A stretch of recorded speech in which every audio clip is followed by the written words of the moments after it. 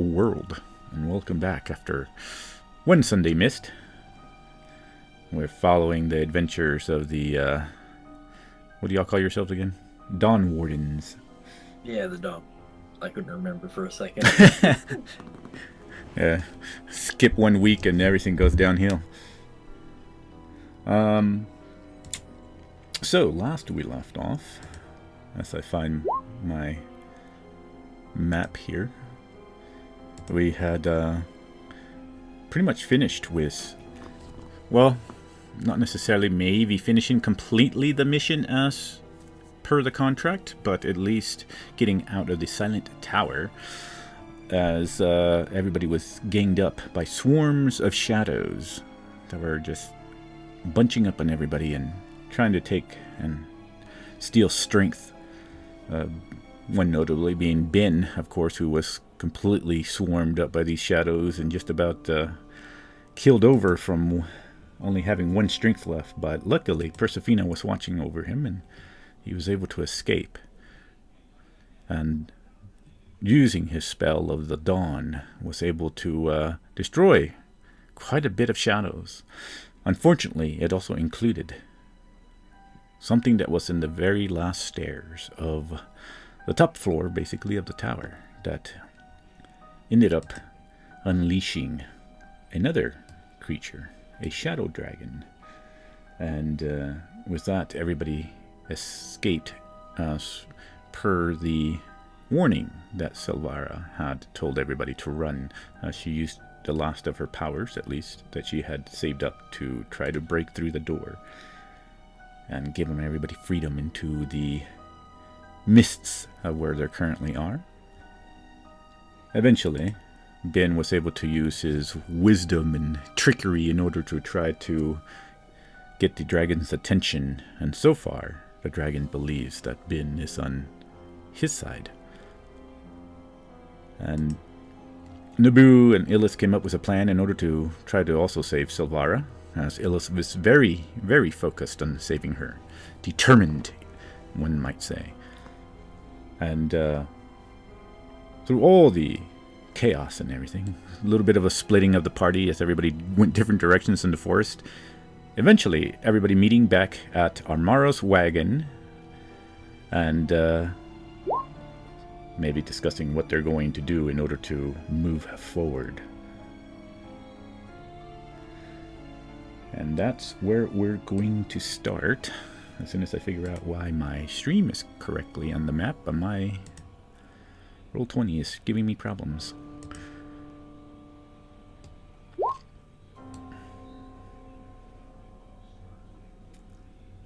Let's see.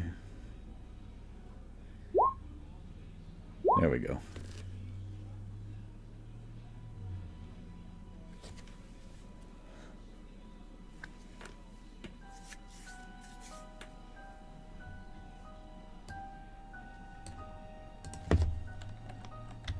All right, there we go. So, we are where I guess we left off last time. Everybody got together and outside of Armara's wagon currently. So we will begin there, and I will turn over the floor to you guys. What do y'all want to do?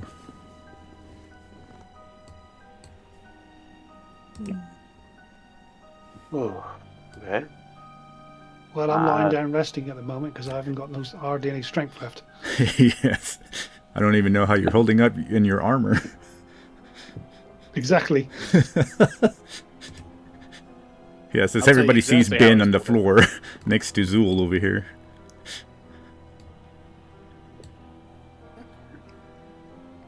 I think I'm going to need some help, guys. Don't think I can stand up anymore. I think my adrenaline's run out with the dragon and everything. I pick him up. Is he not with the group right now, or is he? No. Wait. Ben's right here. Oh right, Benny's here, but oh yeah, right.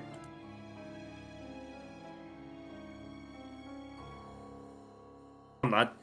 Alright. You did well. Well, let's get you into the cart. Or on top of it. Somehow. Some way, somehow. Everybody in a soul jar. It's good to see you, Thorak, my friend. You damned mad lot. You mad fool of a great man. Trying to get yourself killed for no reason. A tear I'm runs glad down. to see you're okay and the dragon hasn't got you. It hasn't got us yet.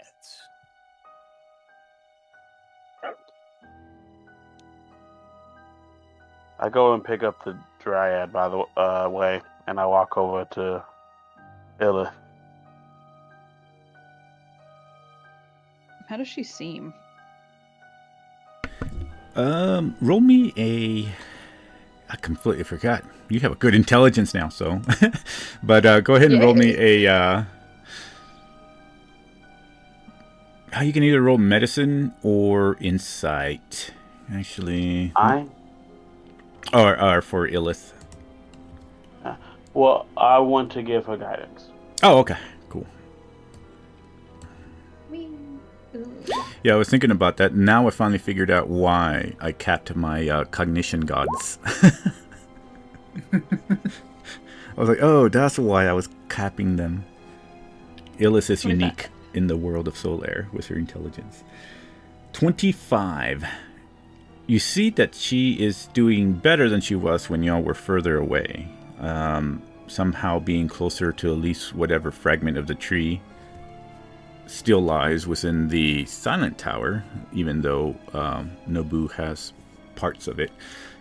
Things still need to be done. But she's not at least breathing like she's going to die. None of that agnal breathing anymore.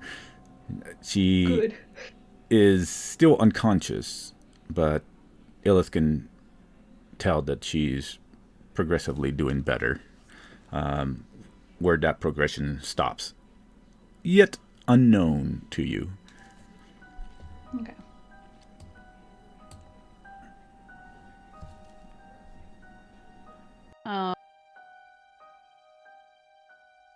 I guess since your arms are full, Illith will take her and just kind of rest her near the cart until we see what we're doing.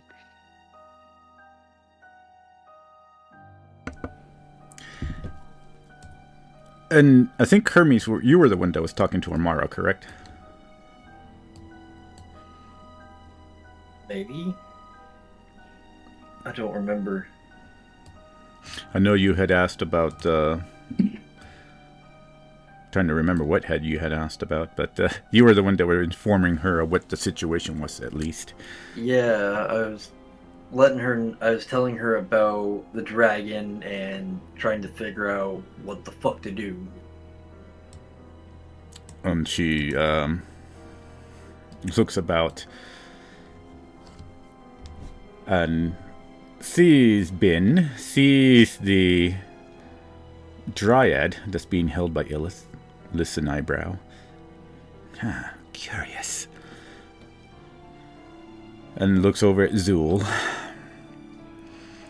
Says, well, Zool, it seems like you will not be the only one who will be entering into my abode. But I trust you. I don't know how I should trust the others.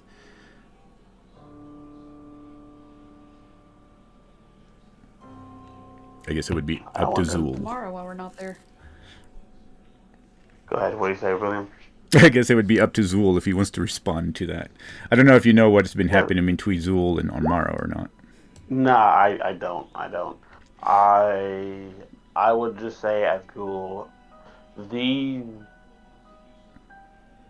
is Cassandra around here? Cassandra is... Good question. I would assume she's inside. Zool would say, I trust everyone here except for Cassandra. And Amaro says... He looks at Zari. I might not know... I've met her, but she has kept us alive so far. So she has earned a little of my trust. That earns her another eyebrow lift as she looks at Sarihath. And a peculiar people you pick up. Very well, Zul. You may let them enter. I am very close to figuring out the curse. But she looks at everyone else. Do not be touching my things. This is where Ilith gets kicked out. Of course not, madam. And she will. Eyes Ilith already getting to touch something. She opens the What? No. door to the wagon, which as she opens the door is strange because there's actually no seating or anything in the little cabin. There's actually just another door. And Hermes, since you were there, you're the first one who sees this. And she opens the door, and you can see almost what seems to be like a floor and walls to a very kind of elegant mansion, but large hallway. And what you can at least tell as she enters is that you maybe seen some mansions, but this one is enormous.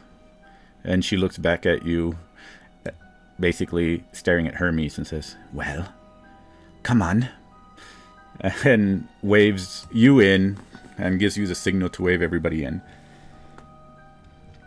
I will step in and kind of look back, give a small notion, and then continue in. All right. As far as, I guess, Nobu, you're able to squeeze in by, because this is just enough to fit in a humanoids, basically. So horses and other undead giants won't be able to come in. And Illith. Boy. Illith, maybe with her... Stick me on a bed. Illith may be able to fit in with her hips. Squeeze her fat ass in. Yes. Scraping, Anybody maybe. have any love shit? I'd help you in, but I don't think Nobu would appreciate me touching his girl. Oh my god. Why is that a thing now? God damn it, guys. They're siblings. Don't be weird. You've been making jokes about Aaron getting a harem. Fuck you. There's this D&D It's is not now a called joke, brother it's fucking sister. true. God, no. Please, no. Yes. This campaign takes place in Alabama now. Oh, God. Sweet. So Illith, you are able to barely scrape through, maybe get some cuts or bruises on your hips as you like break a little bit of wood on the outside, but you see the wood kind of heal itself. And Somebody get behind and push. eventually everybody finally makes it in. And the things I know about Illith now will be interesting for her, but I'll get to that. But let me go ahead and jump everybody in over here. Gather everybody together. And it's dynamic lighting, so if anybody can't see anything, just let me know.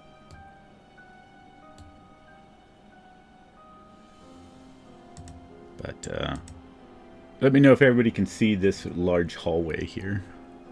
Yeah. All right. Excellent. And where's Illith? Oh, there we go. Illith is with Silvara. Boom, right there. Excellent. This is lovely. All right. Getting all this. Why is music still playing? That's interesting. As we get through, the Dryad still looks okay, right? Like. Yes, the Dryad still looks okay. Okay. Give me 1 second. That's strange. Very strange in here. I'm holding on to the Dryad, so I got her. Oh, okay. Cool. Okay.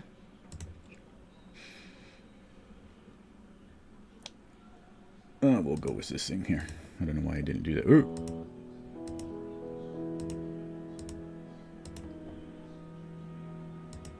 It keeps doing that to my music every time. Every time. Hopefully that didn't blare anybody's eardrums. Alright. So as y'all enter, Illith, you would be probably the first one to actually give me a either investigation or perception roll, whichever you think is the best for you. There's a very clear difference. One is +3, and then, oh my Jesus. Oh my lord. Good God. Jesus. Holy Jesus. Her ADHD kicked in. It's time.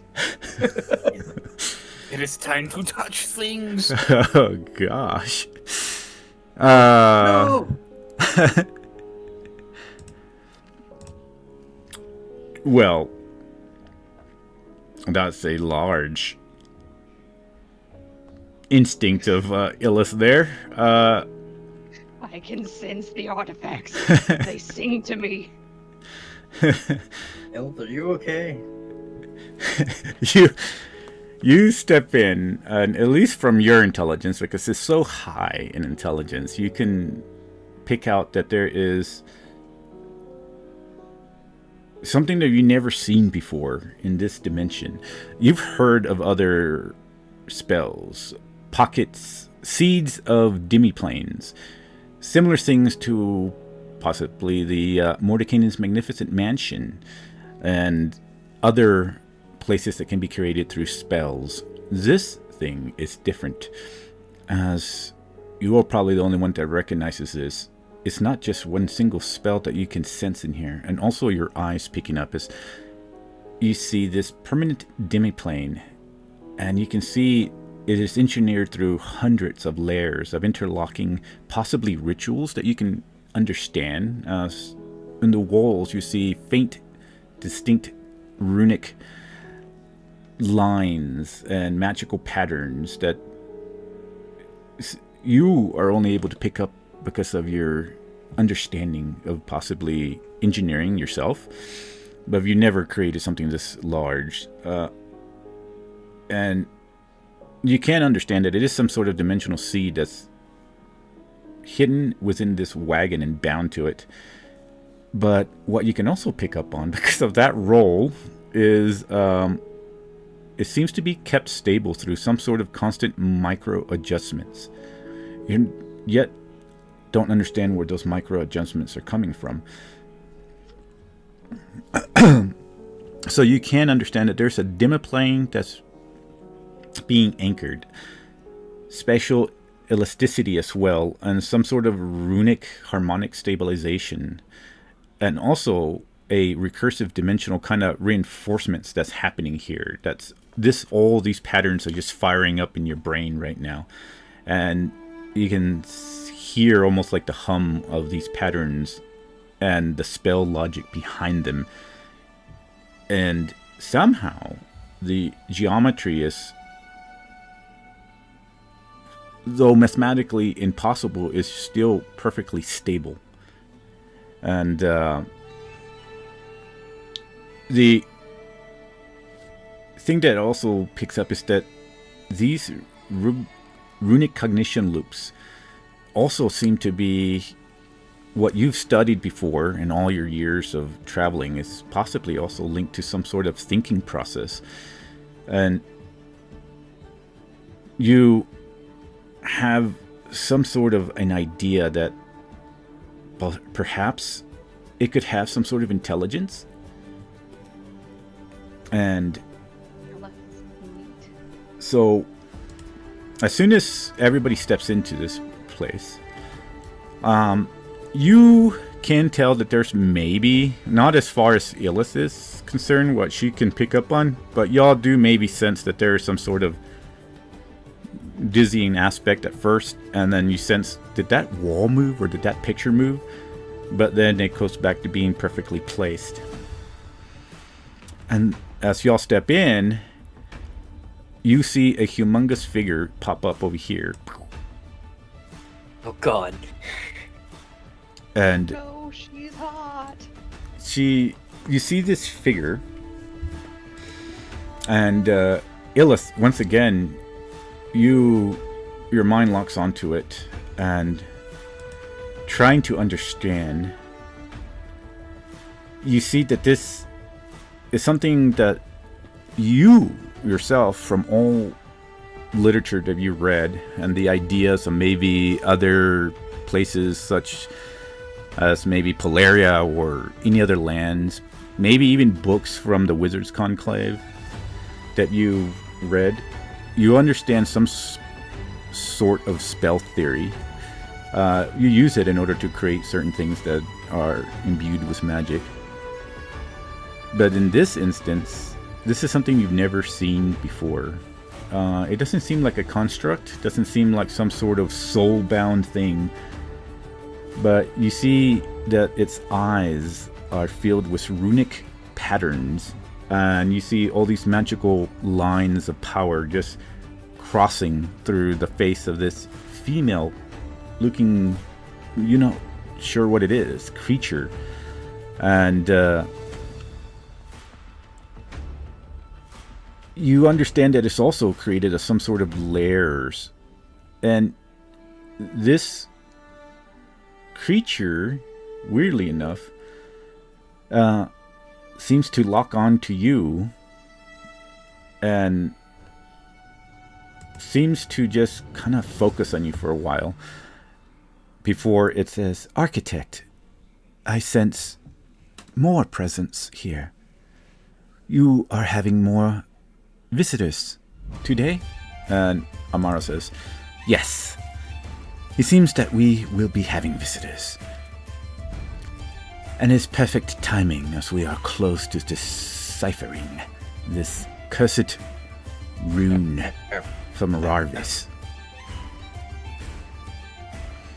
And she looks at everybody and says, "Well, since you'll be around in my mansion for some time, as I said, please be careful to not touch anything.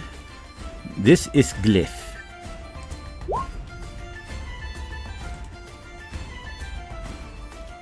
Hello, Glyphs. Is she opaque or is she slightly translucent? She's slightly translucent. Good day, my lady. Glyph looks down, seems to smile a little bit, and says, "Good evening, sir. And welcome." And she kind of floats over and eventually starts growing smaller and smaller.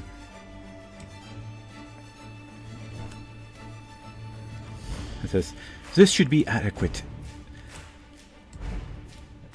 Please excuse my appearance. I am used to only speaking with Armara. Hello, friends, and welcome to our small, or rather large home." It says, "If you shall need anything from me, feel free to ask." And Armara's like, "Well, not just everything. Be careful what you ask for." And she looks over, "And what is wrong with him?" Pointing over at the bin. Shadows. Shadows. Very well then. I suspect that before I can continue my work in deciphering this curse that was been put upon us by Rarvis, we shall need everybody to be rested.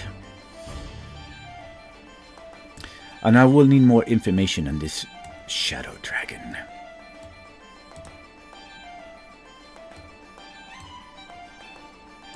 Well, would seem you may have to wait for that then, as Ben has been the closest to it. It smells wrong. Or Mara just lifts an eyebrow at Nobu. Says,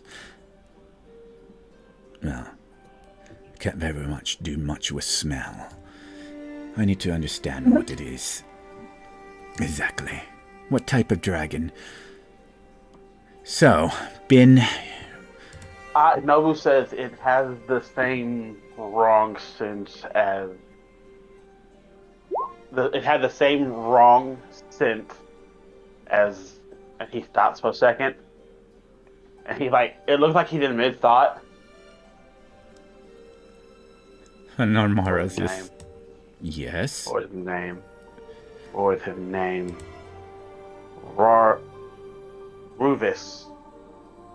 This is Rarvis. Ru- That's good. Yes. Good boy. Excellent. You're able to at least say a name. Rarvis. Did Same. this bitch just say good boy? Yes. Hold on, that's me. Hold on. Did this bitch just say good boy? I'll kill her, damn it! The dwarf That immediately was the said day to we Cocktail, lost "Nope, Nobu. no, she doesn't know. This is a person, Miss. I'll kill everybody in this fucking bitch. I don't care how tall that lady gets. Ow. Lilith is gonna pull her face off the wall. Actually, it's not a he, they're a they. She's like, she looks over and is like, I don't know how to say good boy in they terms. And don't. Good point. She's gonna go back to listening to the wall. Just, Ilith, are you okay over there? This wall do be Voices walling. to them. So her horn can resonate sound, so she's pressed her horn up against the wall to feel the humming and the rhythms mentioned before more clearly. For the love of Persephina, Nobu, can you just put me in a bed, please? I'm not holding you, it's Thorag. Your feet are dragging the ground. Yeah, your heels are on the ground. Sorry. she, Oh my god. she walks over and says, all right, follow me and we'll put him into bed. And she'll walk over to this door and start guiding you. Whoever is following,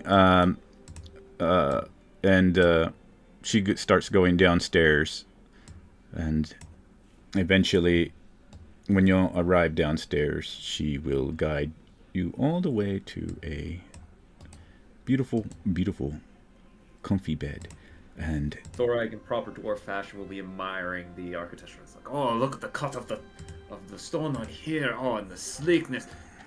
Oh, and the perfect curve on the spiral stairs. Oh, it's beautiful. Armara looks back. Ah, you can appreciate good engineering. Excellent. Dwarf.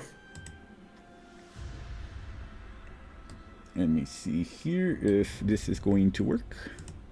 I wish I was a dwarf right now, so my ass would be scraping across the floor.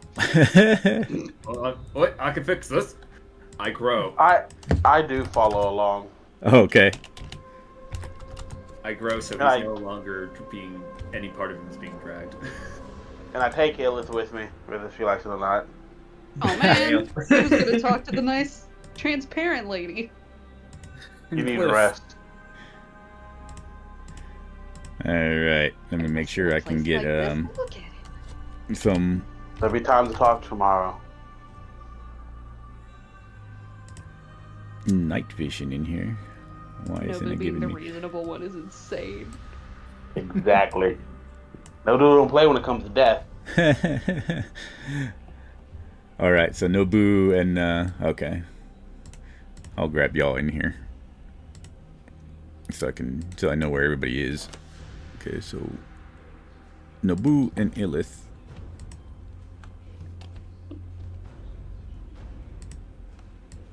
I'm gonna grab y'all, put y'all in here.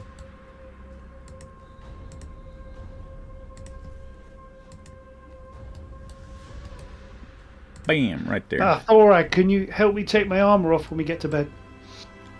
Oh, Well, certainly. Oh, any one of those nights. And thus the gay sex scene begins. Hell yeah.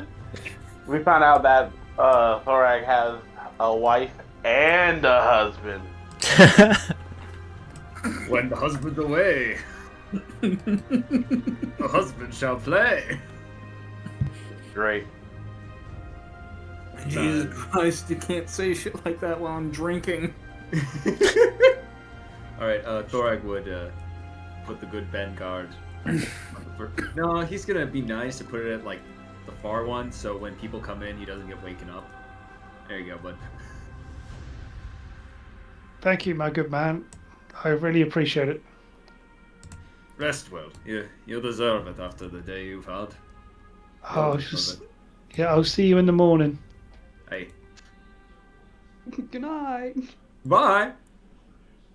Arrivederci. Amara says, yes. Sleep well. We're Sleep trying. well. I shall have questions for you in the morning. Looks over at Illith. Are you touching my stuff? No. Oh, excellent.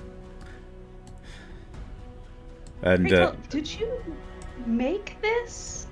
Or did you discover it, gifted it?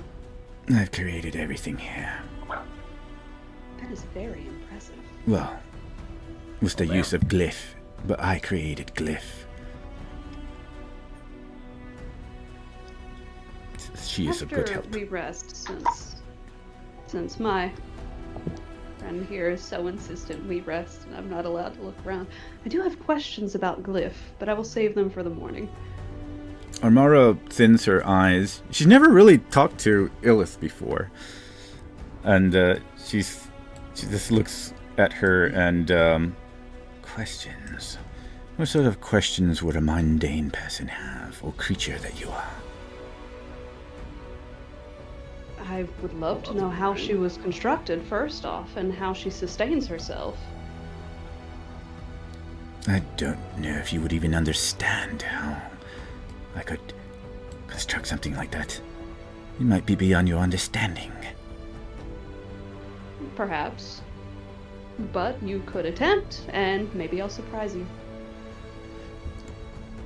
And then you will see glyph appear next to you and Armara there.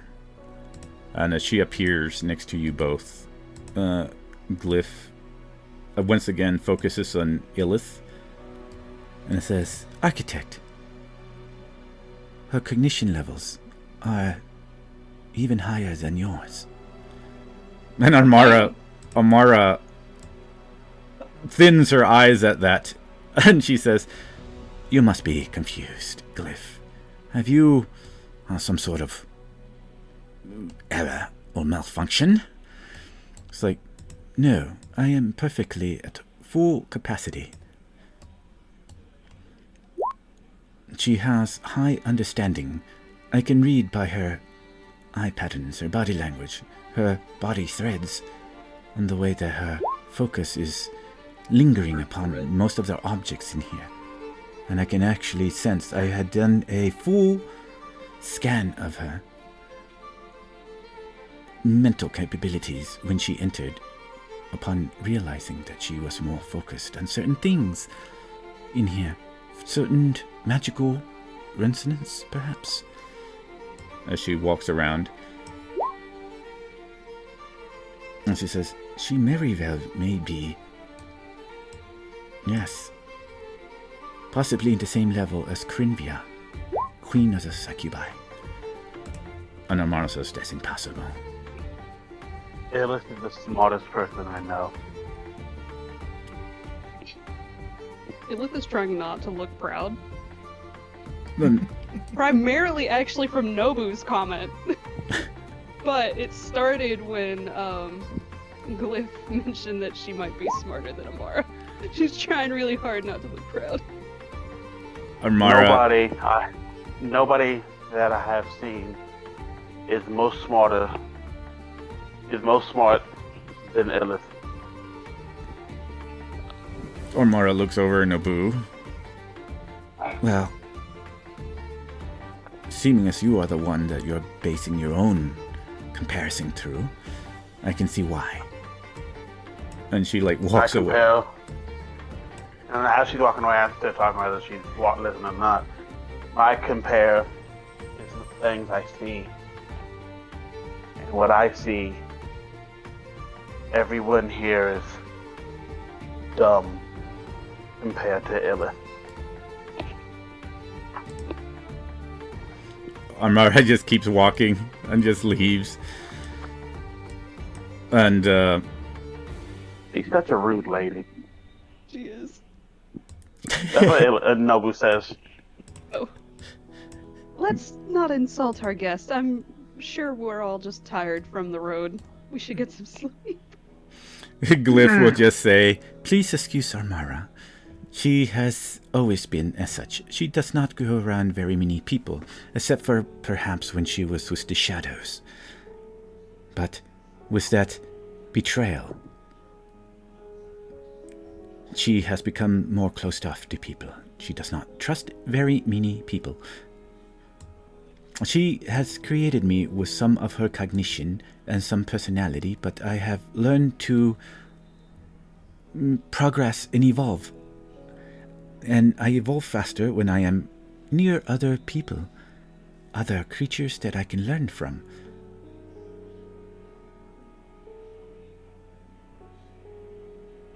Okay. I don't know who says. Okay. So what you're saying is you learn from other intelligence. And Glyph will say, "Yes." As she tries to smile, and you see all of these magical lines of almost like circuitry just kind of shift in her face as she smiles, and you see her eyes are just nothing but circular glyphs, and going smaller and smaller, or larger and larger, and bunching up together in order to make pupils and such, which would be probably very fascinating to Illith with her cognitive intellect. She doesn't want to be creepy. Well, actually, no, she would not care about that. She does not want to irritate Amara by trying to examine Glyph closer. So, for now, she's gonna just study from a distance. But she is very intrigued by this woman. Entity. This whammon. This is Illith's new wife. Amara will come back. She'll look over at Illith. "Whenever you have the time, we shall test that cognition of yours. You..." I look forward to it. And she says, "You shall accompany me to my wizard's tower." There's a tower within this place. Of course there is. She's gonna take Nobu's shoulder and shake it a little bit. I get to see her tower. That sounds like a euphemism. Yeah, I was. I was trying to think of something to say, but Nobu wouldn't be that kind of guy. Like, oh, well, I guess I didn't know you was into people like that. What? No, Nobu wouldn't say that. It would be Nobu thing. I hate that already. And you take him, he's like, I get to see a tower. You see, where Okay. is... Okay.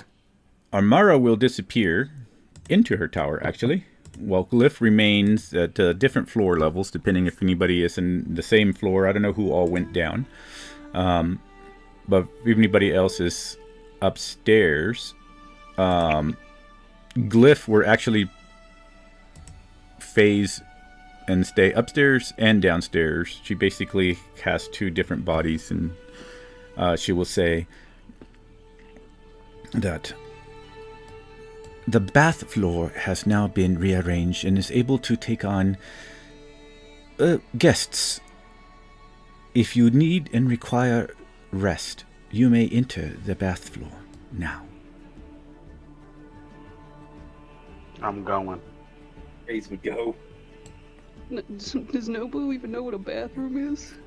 No, but I'm very curious on what it is. So if y'all follow... I heard it has water. If y'all follow, she will guide everybody into the... whoever is going there, which I assume Ben will be resting, because Ben is the only one that can't heal. But anybody else that... let me go ahead and copy.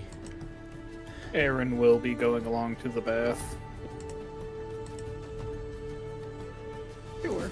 He would Alright. love to And clean up. Thragos, or who's still holding Silvara? Oh, that would be me. Okay, That'd so be you me. still you're Yeah. okay, cool. I'm a god now? Awesome! I'm so sorry for making his name close to your god. That was... That's gonna trip us up for the entire Thorag, I campaign. know.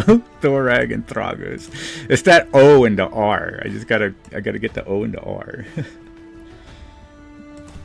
We'll leave Ben to rest since he'll be right back. And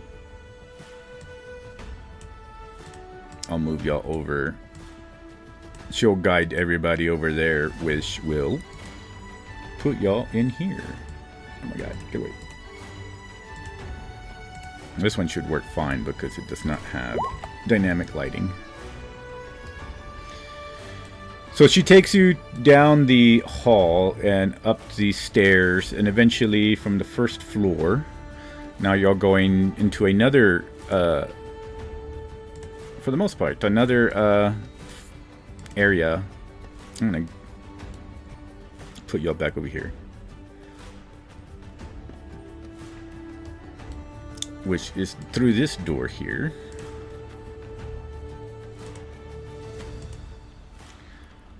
So if y'all walk that way, eventually who's ever downstairs, the bodies of this female, get y'all together.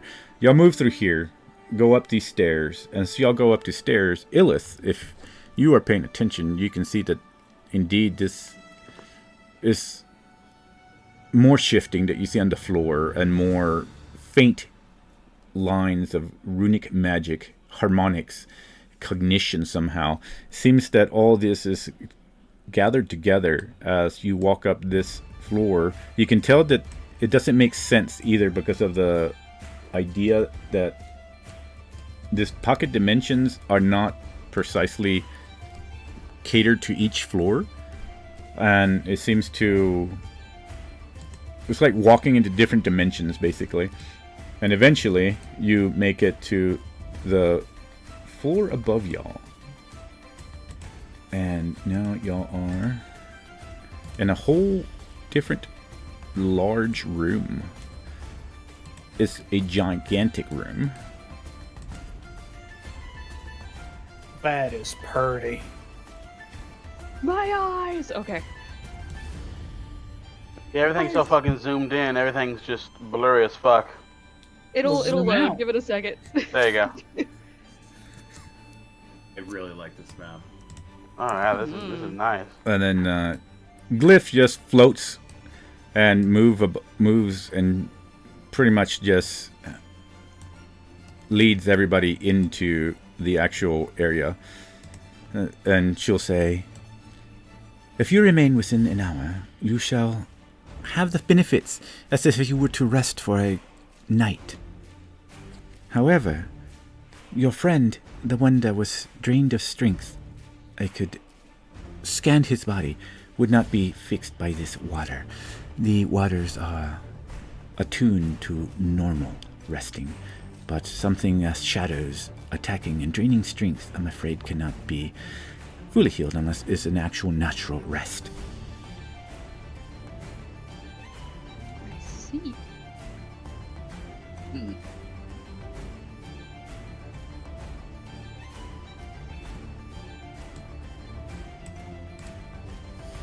Okay. Okay, let's get naked again.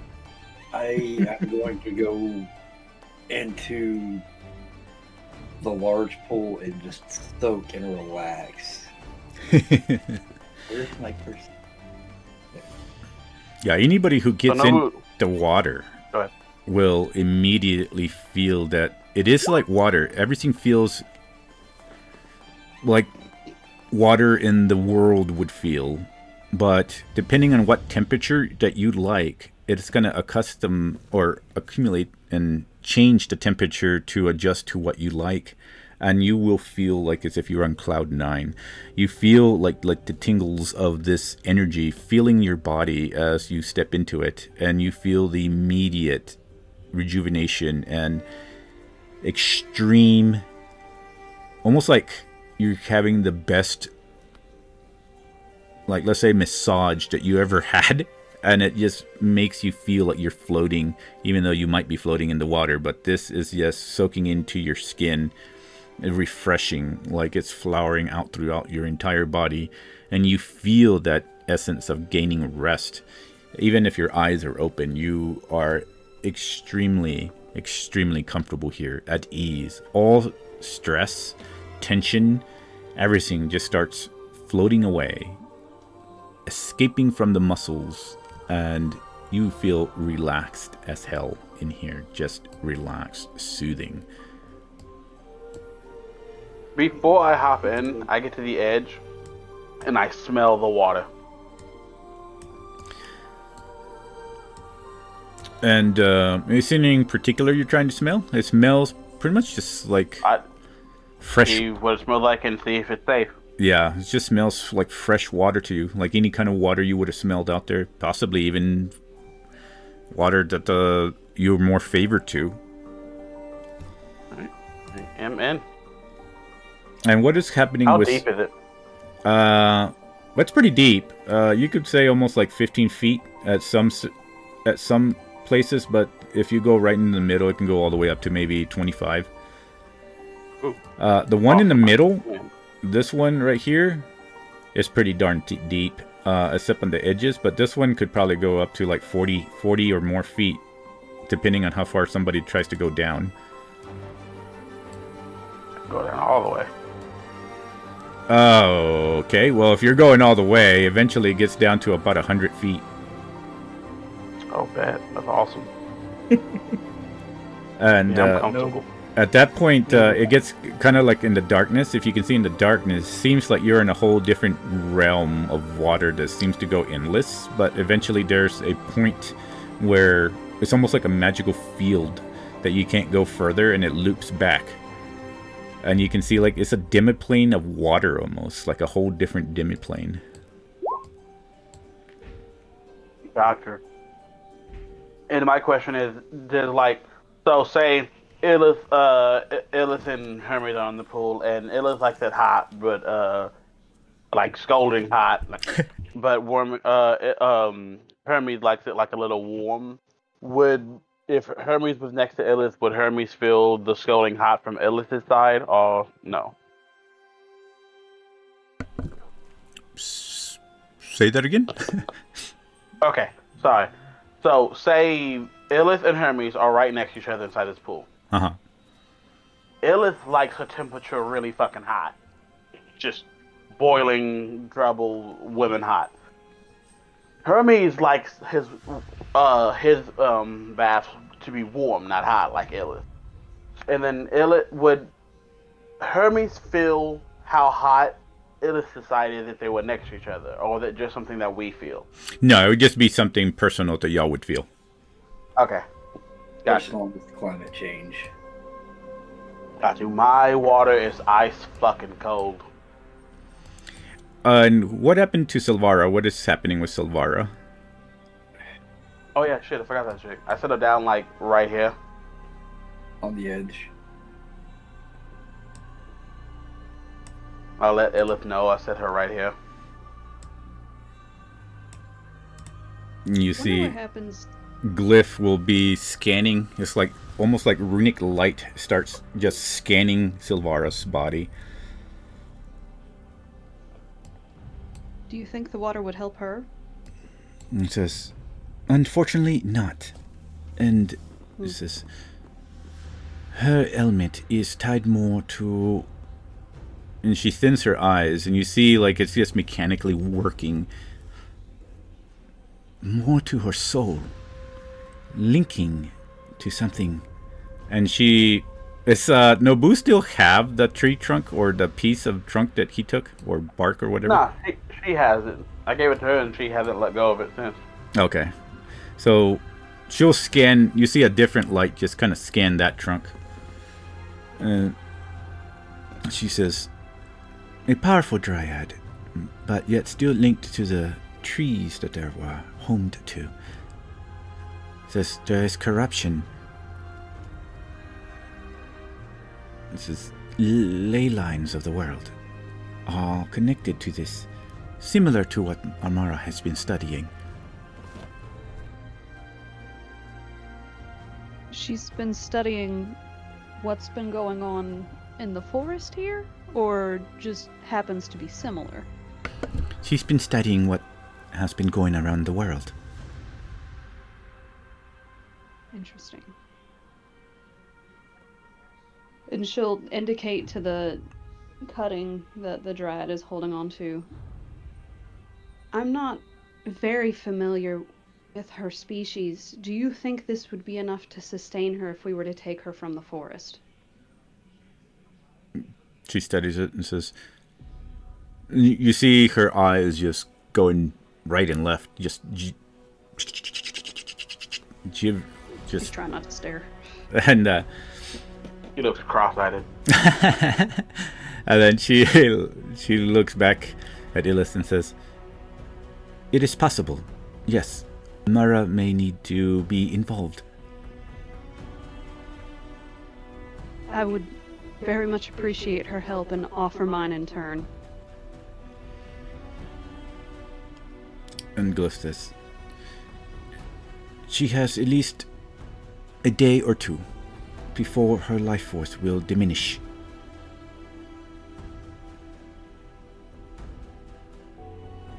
That is unsettling.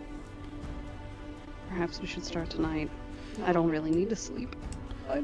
And she says, she seems to still have some awareness. She seems to be concentrating. She is keeping something shielded. She is fighting for life and also fighting to keep something contained. Oh. Illith doesn't know that the dragon's trapped yet, does she? Don't think No, so. from what I thought we figured. I thought Ben said that. My bad. Oh, did he? I don't know. If he was able to, then yes. I don't remember if he did or not. I thought it was like the last thing we were talking about after. Okay, yeah, because if he Wait did, till then... comes back Yeah. before I could decide what Illith knows. And Glyph will nod and says, "Should you require anything else, please, just speak my name and I shall appear." And Yes, thank you. she just kind of vanishes. Almost like a wisp of a ghost disappears. All right, so everybody's in the water. You will start receiving the benefits within an hour, depending on how long you want to stay. If y'all want to RP, if y'all want to just wait out the hour or whatnot, either way, if y'all stay here in the waters for an hour, y'all will have the benefits of a full rest. Unless, also, if anybody's damaged by shadows, though, that's the only thing y'all won't heal, like strength or anything like that. I'm good. Lay down, close his eyes, and kind of just take it all in.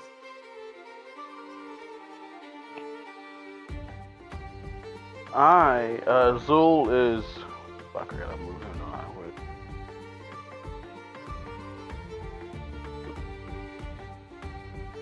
around. Zul's gonna go over here, and Zari's gonna leave her head right here, and then like set us at this step with her toes in the water.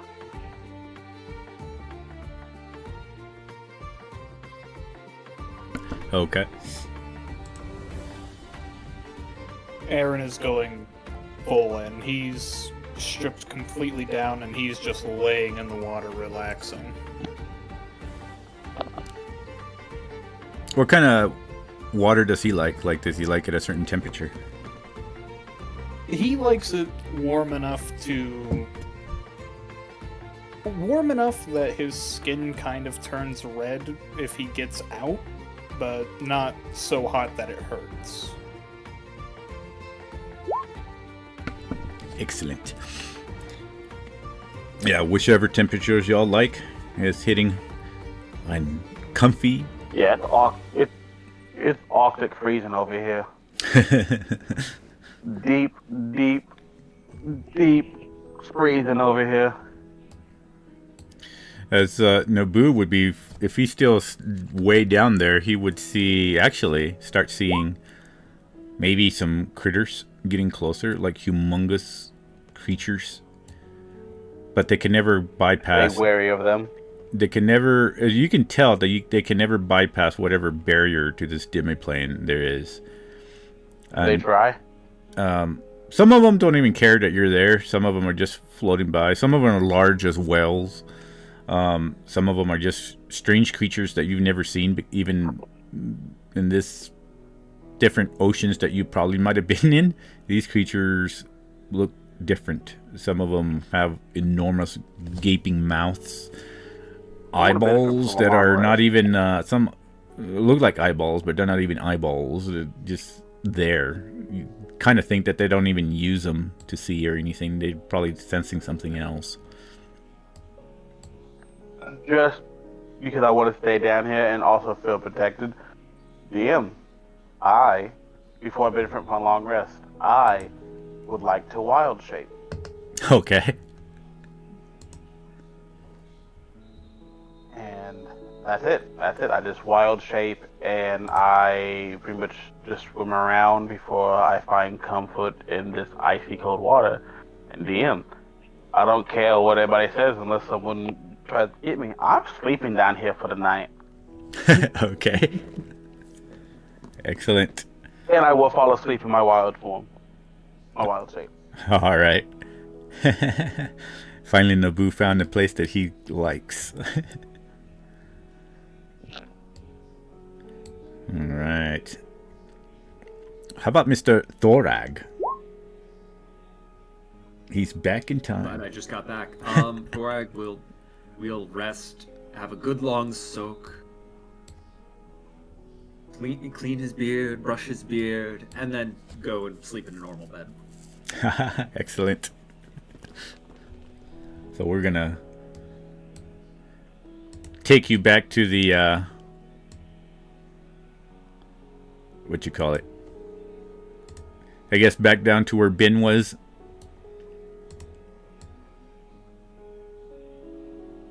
We'll put you over here.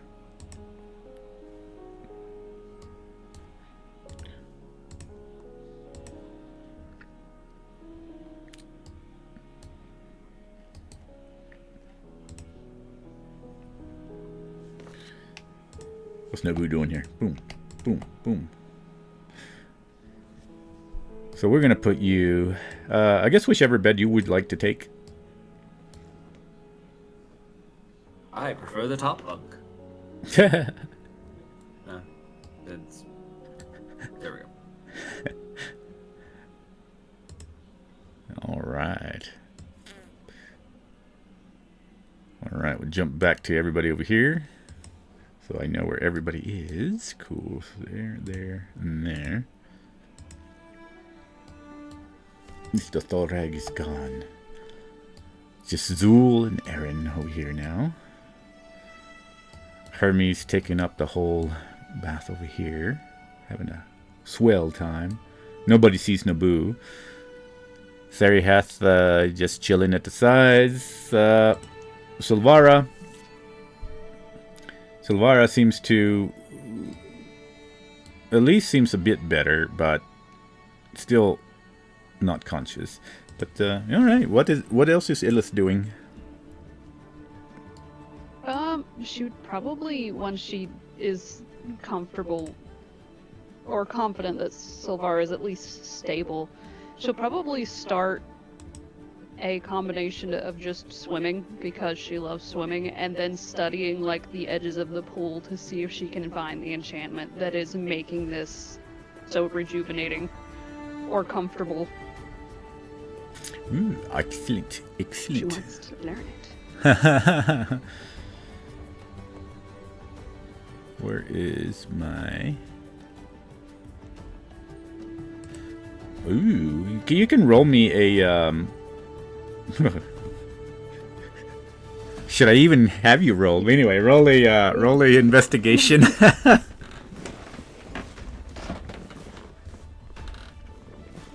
Okay.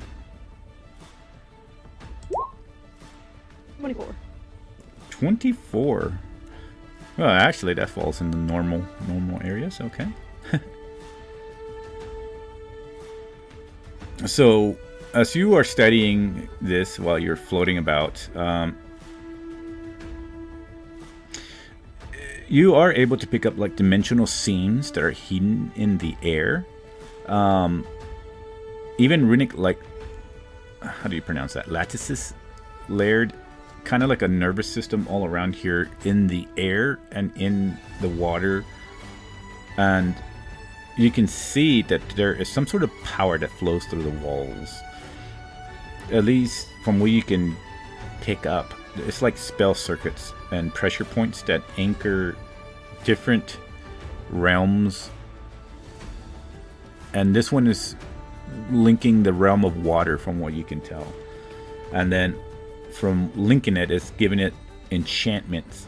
And with these enchantments, you can understand that it is something that must have taken years for Amara. And Mara is human, but it would have taken her at least some years. And because of that, you understand the intelligence that that woman probably has, and also probably mixed with some sort of wisdom to be able to create this type of engineering. She doesn't focus, at least from what you've seen, maybe on... It's a secret to you that you never would have probably expected from Amara until you saw all this, but now you're starting to get a sense of how her mind works. You're starting to see that she is a genius in a specific area of engineering, possibly compared to spellcraft. So, to Illis, you understand that this enchantment is maybe not one specific enchantment, but multiple spell circuits driving forces from pocket dimensions like of the elemental plane of water, and now also enchanted with whoever or however many years it took for Amara to get this point to where it seems to also be messing with the river of time and also healing magic. So it's circuits of elemental planes, time, and healing magic all mixed together. It's not just one thing, which is very interesting to Hilith because you've never seen it work like that. Usually there's an enchantment and it's only one enchantment. This is multiple things. It's slightly terrifying, but Ilith is thoroughly enjoying this. And also, from what you can tell, at least with that roll, there's some sense of... Yeah, she would probably pick up on it. Just because she's higher in intelligence than Amara. Let me have you roll another intelligence check to see if you would pick up on that. Just a intelligence or an investigation? Investigation, sorry. Okay. No, you're fine. I just want to make sure. Oh god, okay. Studying harder. So Illis is... Okay, so she's here. Okay, so she's swimming around She's this just kind of area. exploring Okay. around the pool. So there is something to be said that though this is an amazing creation, Illis, where she's starting to... Probably nobody else would pick up on this except for what Illis is able to do with her intelligence and being that high. Corners where walls feel kind of subtly misaligned is what she's starting to pick up on. If there's any kind of noise that's made, there's certain areas around here where she barely distinguishes where echoes last a little bit too long. And then there's certain spots where sound drops out entirely. You can tell at your level that when you stare at the floor, there's certain parts of the floor where maybe there's a half inch too low or a half inch too high. And then there's faintly flickering runes, as if trying to reboot somehow. If anybody in fantasy would understand what rebooting is. That's interesting. But this, she kind of picks up that there's stress points in this demiplane. In this dimensional demiplane, there's some stress points that maybe you don't even know if Amara would have picked up on. But you could probably tell that this is connected to Glyph. Glyph would probably know. She won't bother Glyph for tonight. She's gonna make a mental list of questions.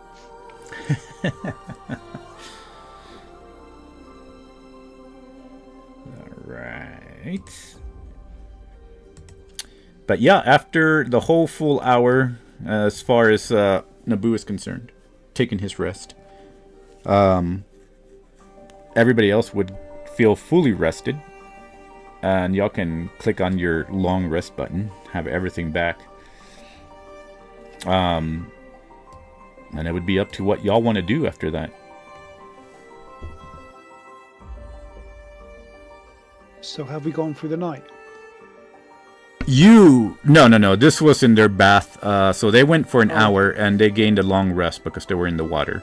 The only thing that the long rest can't not do for this is heal what Ben would have as far as his strength. Gotcha. Though, interestingly enough.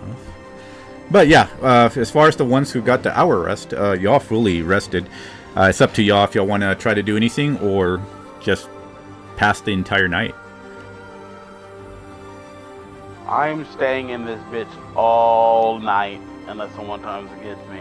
So Okay. I got nothing to do. Alright. No one's gonna be able to come and get you. Dorag's gonna ask if there's like a library section he can use to try to look up dragons and see, like, try to basically get his head around, like, fighting a dragon. An undead dark dragon, shadow dragon thing. Oh, okay. If you do ask for that, then Glyph would... Don't bring that up, Ren, bro. Glyph would appear, and you know what I'm going to do is I'm going to make Glyph to where I can see in dynamic lighting for the stream, because the stream is all black dots. Alright, Glyph. Where did you go? Glyph ran away.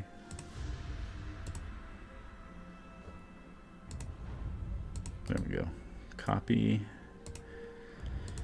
So, I'm sorry. Did you say you asked Glyph that, or you were searching? I figured it would be better to ask Glyph that Okay. rather than... So Glyph would appear then, and pop up right there as Ben and you were in the room, and she will go ahead and do dynamic lighting so I can see everything. Boom. There we go. Bam.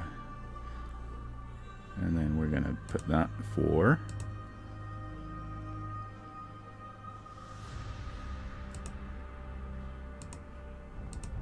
There we go. Now I can see. Perfect. All right. She will appear, and she says, "Hello, sir. How may I help you?"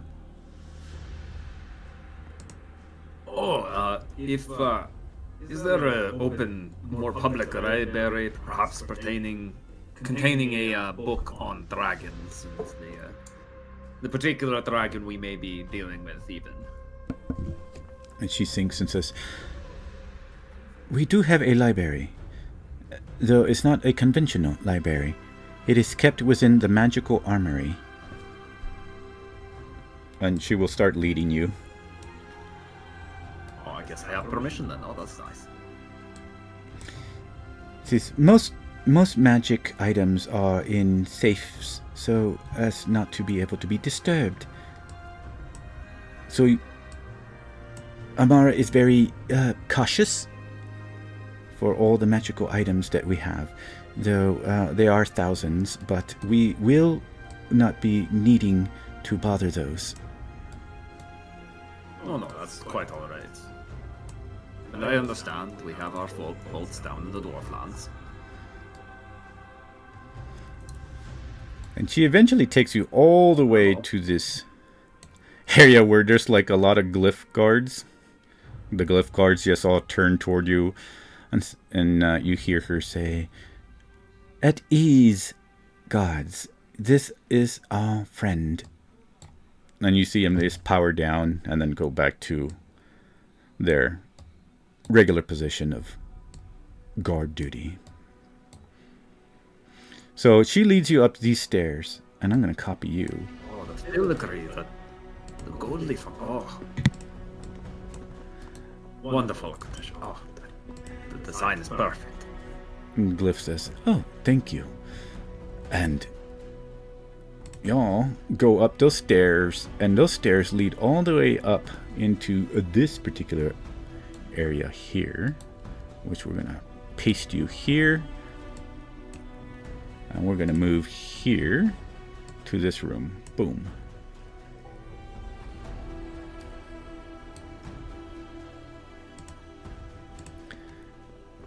And in this room, you see a fraction of magical items. You see robes, you see swords, you see staffs. Some of them are labeled, some of them are not. You see staffs of power, staffs of fireballs. You see scrying crystals, rings of protection, cloaks of protection. You see bracers of giant strength of all kinds. And then when she goes into this particular area here, this floor, that's when you start seeing books and libraries. But then you see the magnitude of the items of magic that are in here as you are brought into this humongous area. Oh wow. Every single type of magical item you can think of, you see in here. Axes, robes, just everything. So Yep. all kinds of labels, basically. Anything that you can think of is just labeled in here. The only thing that you don't see is anything that's named, like named items. But an above table, what that means is everything in the DMG is probably in here except for any named items. Like what would it be? Like Vecna's hand and Vecna's eyes and anything that is particular to that. So anything kind of, quote, unique. Yes, exactly. But in here you also see that there is books and scrolls and all kinds of things that you would probably walk in here, and all these stairs lead into different pocket dimensions, and she'll lead you to those where you can see where there is a pocket dimension for a library.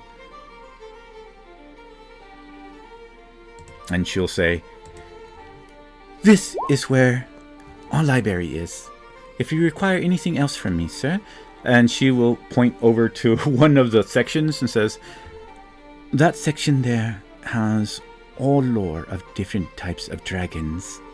And you should be able to find whichever particular type you're looking for. What type are you looking for?"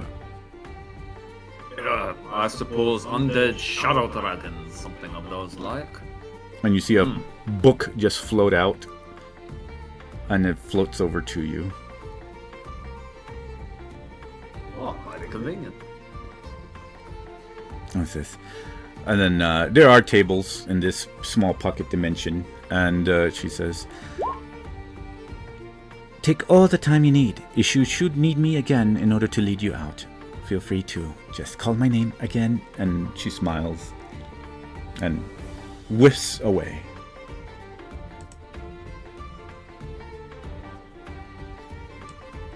So I'll put you there. Time to get reading. Okay, so you're reading.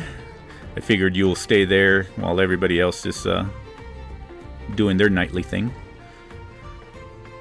Alright, anybody else got anything they're doing? for the night. Or such. Do I have Illith wait until morning, or does she go pester Amara now about what to do with Amara? Well, I guess Illis is the only one that knows that she has at least a day or two, so. She's taken a long rest, so she feels regenerated. She doesn't feel like she needs to take a break.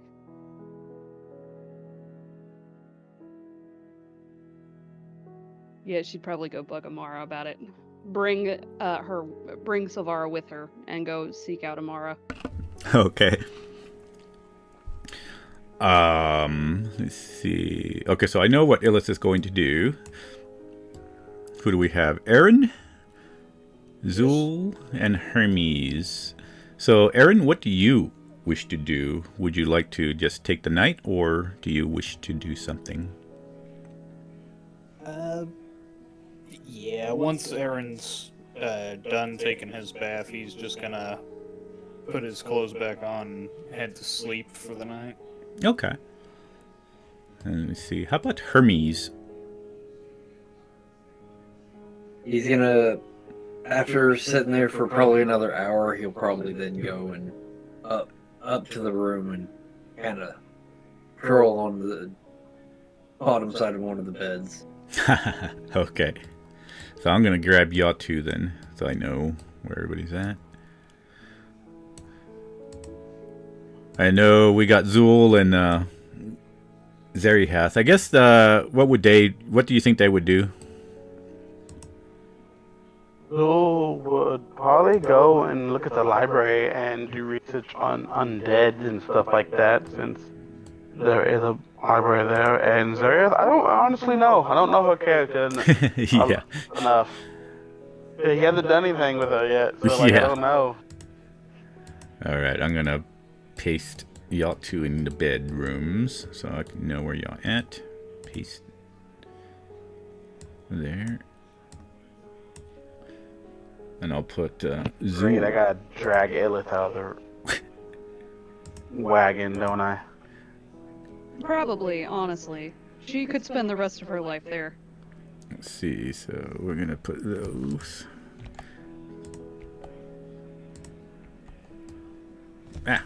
No, I need Zul first. Come back, Zul. Don't leave. There we go. Okay. So Zul, we need to copy him. I'm going to put him in the library.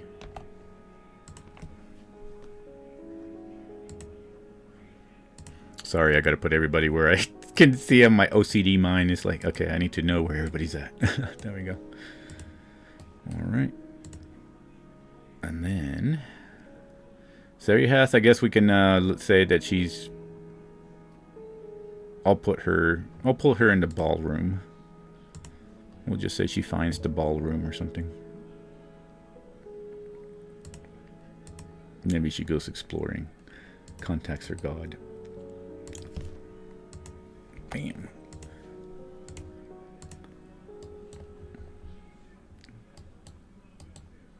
Paste in the ballroom. Maybe she's playing the piano. There we go. Perfect. Piano right there. Bob Ross. All right. Illis, how do you find the wizard's tower? Once she is dressed again and carrying Silvara, she would probably call Glyph and ask to be escorted there. All right. Glyph will pop up, and she takes you back to the first floor of the mansion. Getting a lot of calories burnt today. This thing is humongous. You can tell that it's a little bit warped too in size, but you go once again into.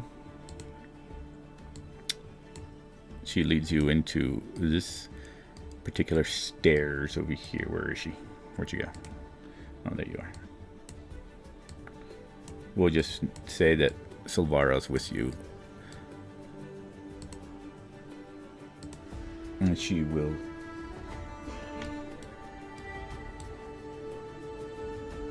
Didn't I just put Glyph to show everything? I thought I did.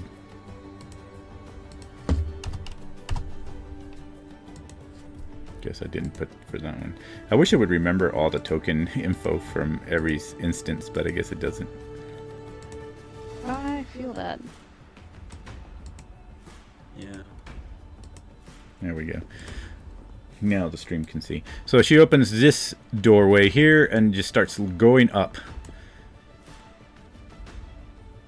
And she says, I've already informed her that you are visiting.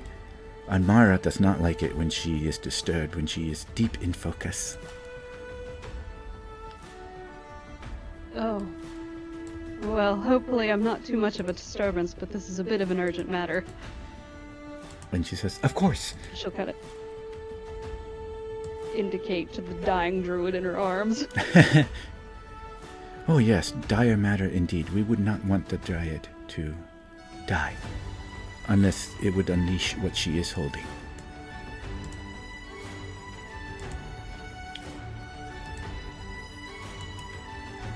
So Illith will go into this wizard's tower here.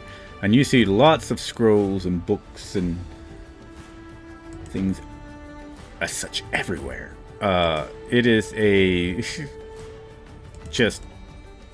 with her ability to take in everything, she sees the full aspect of what is going on now, as you can see Amara's like inner idea in mind here, as she is also focusing in the center of the room, and you see another aspect of Glyph as Glyph disappears, and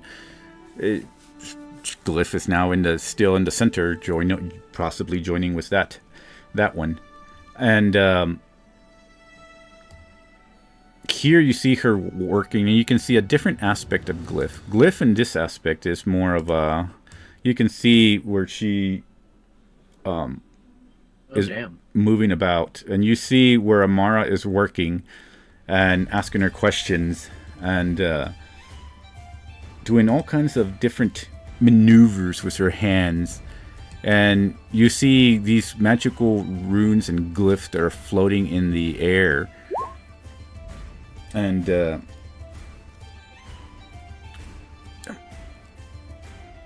so with what you can tell is there seemed to be working something where she is zooming in and out. And you hear Glyph, like they're having a conversation as you enter into here. And Glyph just says, Architect, your mana signature has increased by 8% since our last session. Adjusting lattice sensitivity. When you hear Amara, as she's focused, says, Proceed. Begin with baseline sweep of the third resonance layer. And you hear Glyph just say, Initiating warning. Residual imprint static detection. Compensation matrix deploying now. And Amara kind of increases her voice a little bit and says, Stabilize it. I won't have another flare tearing the room's wards apart. And Glyph just says, Understood. Harmonics aligning. And then she looks back and sees Illith and says, Ah, there you are. Yes, Glyph mentioned you would be visiting. And she looks over at the Dryad. What is it that I can do? I am very busy. Well, I'm very busy moving screens and touching things. No, Illith was going to be completely fascinated and dead silent until she was actually addressed, because she was trying to grasp some kind of idea of what the hell was happening, even though from the dialogue, she kind of picked up that they are kind of fine-tuning the pocket dimension. But she will once again indicate to the Dryad in her arms and be like, I understand that you're busy, but this matter seems urgent, and I'd hate to put it off, because I believe she is still tethering whatever was in the basement somehow. And if she dies, it might get loose and wreak havoc on everyone nearby. Then that concerns me in which way? Glyph mentioned that you had been studying what's going on in the world, and I have a feeling that this is strongly connected with it. Glyph,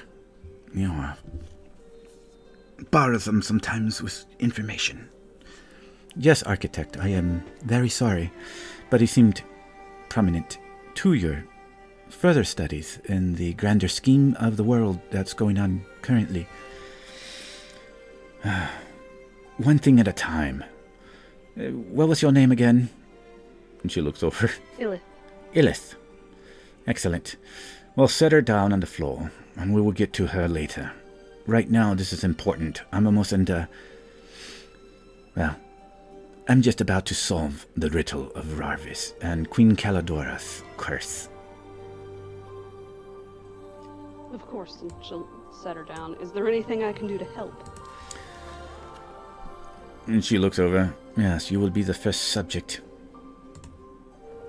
Oh, good. Excuse you?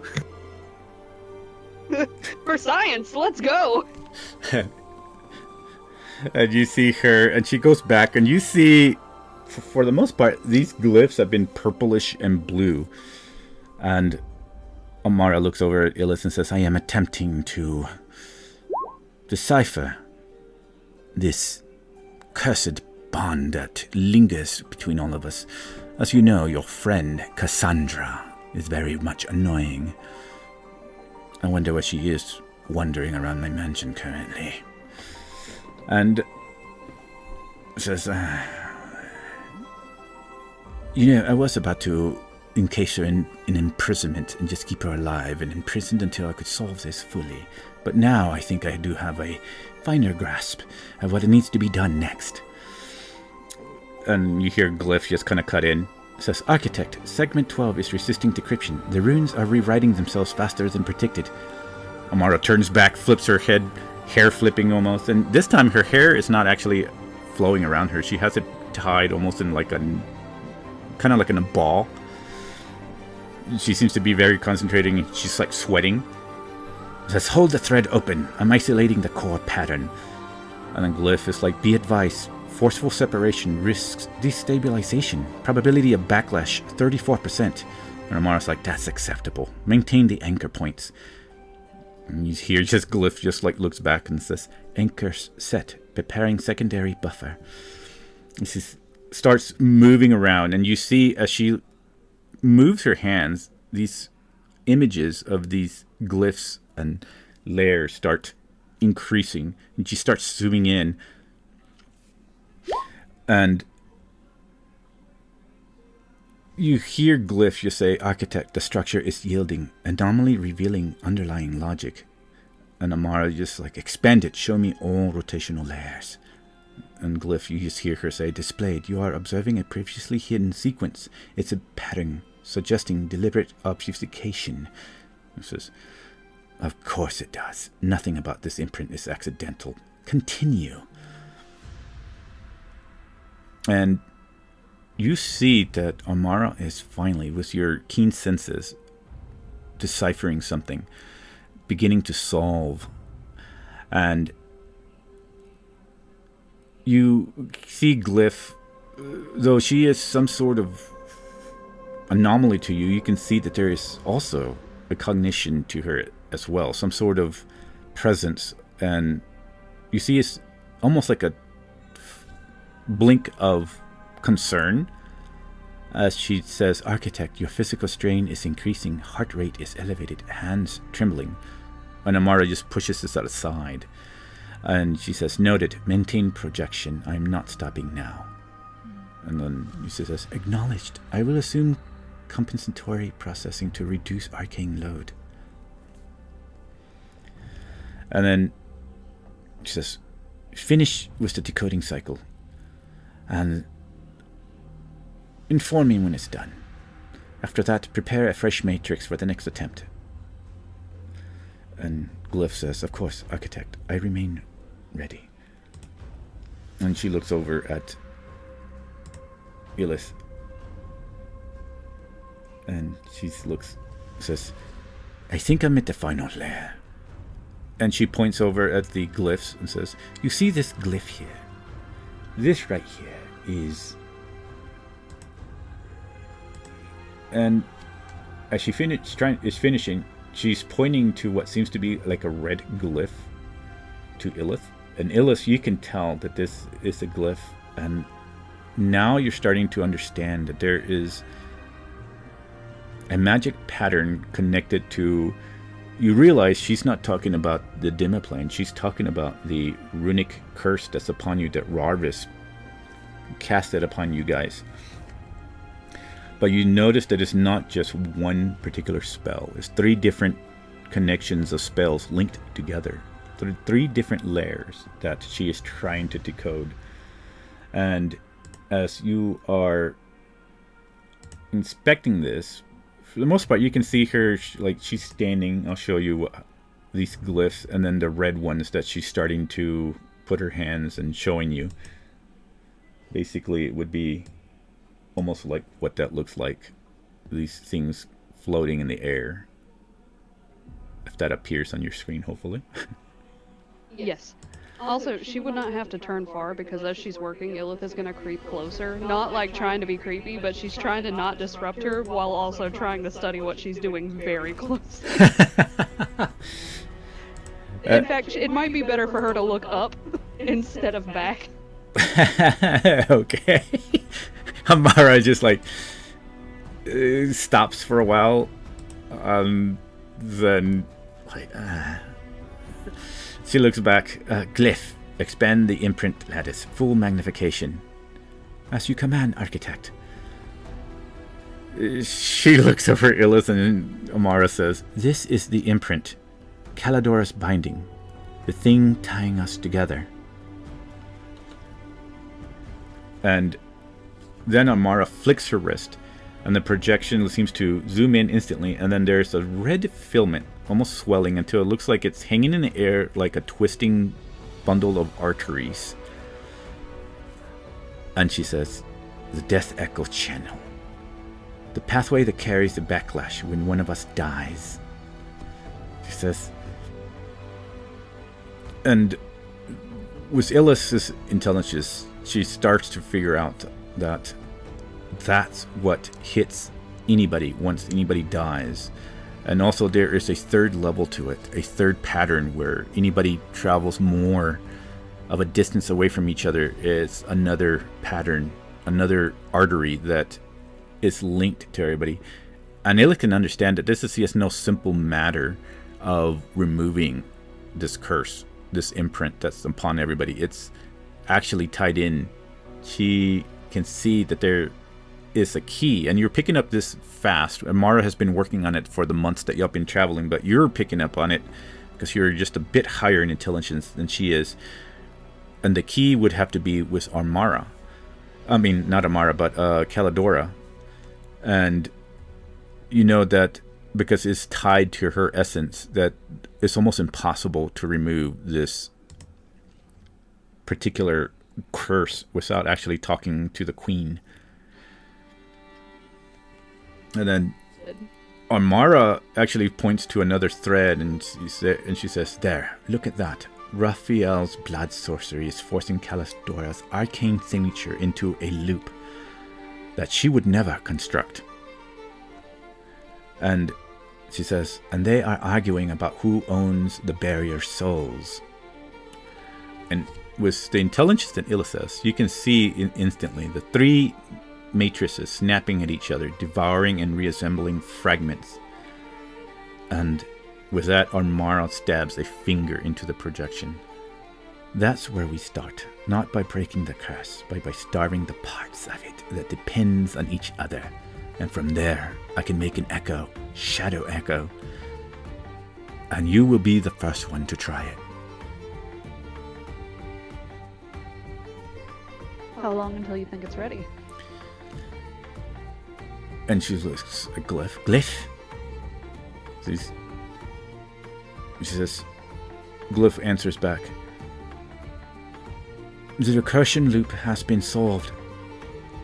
All we need now is a test subject. Once the test subject is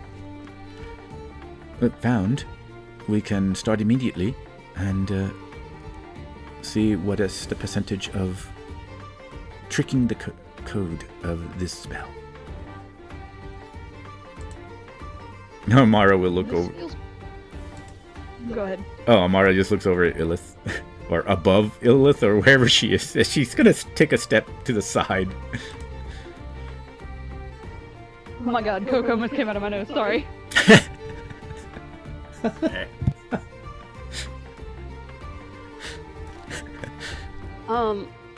I heard the 34% chance earlier.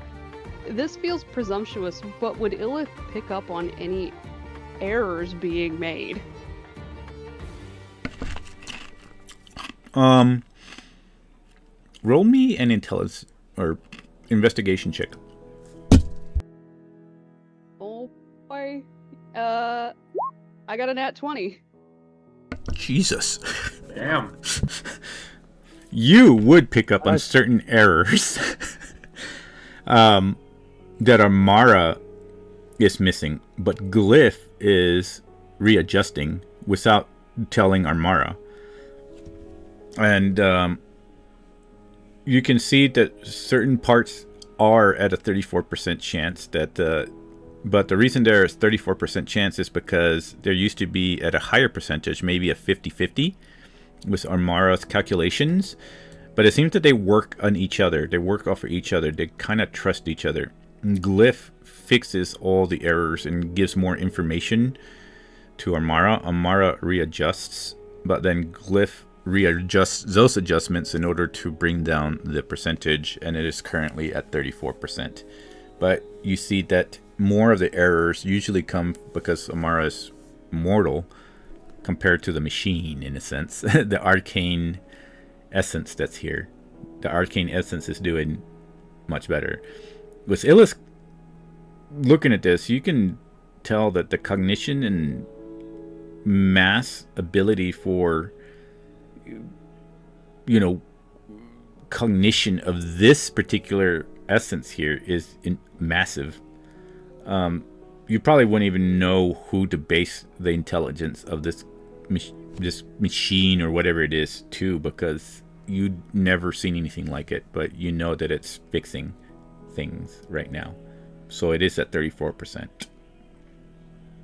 Gotcha. Okay, so I can't adjust that percentage at all. That's really what I was checking. You might And be what able happens to, if actually. this- Oh, okay.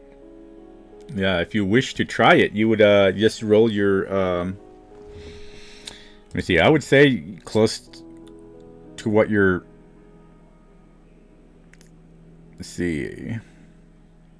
You could probably... Well, yeah, your Arcana would be the same. So yeah, you could probably roll Arcana and see if you could try to adjust some of the lattices and talk to Glyph and tell him, you need to put this to this. So the main thing is that yeah, they are talking to each other. These three different magics, basically Rarvis, Raphael, and Caladora.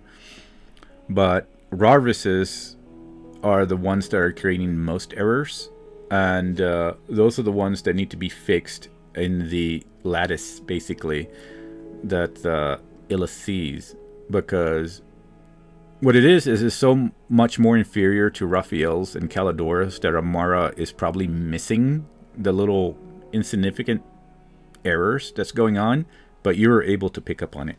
It's like you're capturing the empty space compared to where she's capturing the filled space. Right. Look at we ball. And I'm gonna add my flash of genius to that because this feels important. So that would be a 26. 26.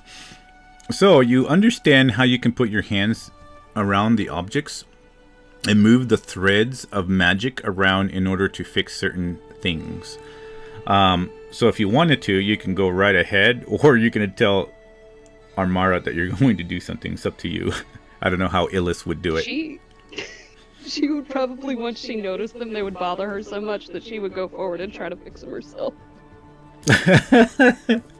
She would be like, I'm sorry, just let me, and then she'd step forward and start touching things. Armara just like, what are you doing? As you like touch things and adjust things, and all of a sudden Glyph would say, percentage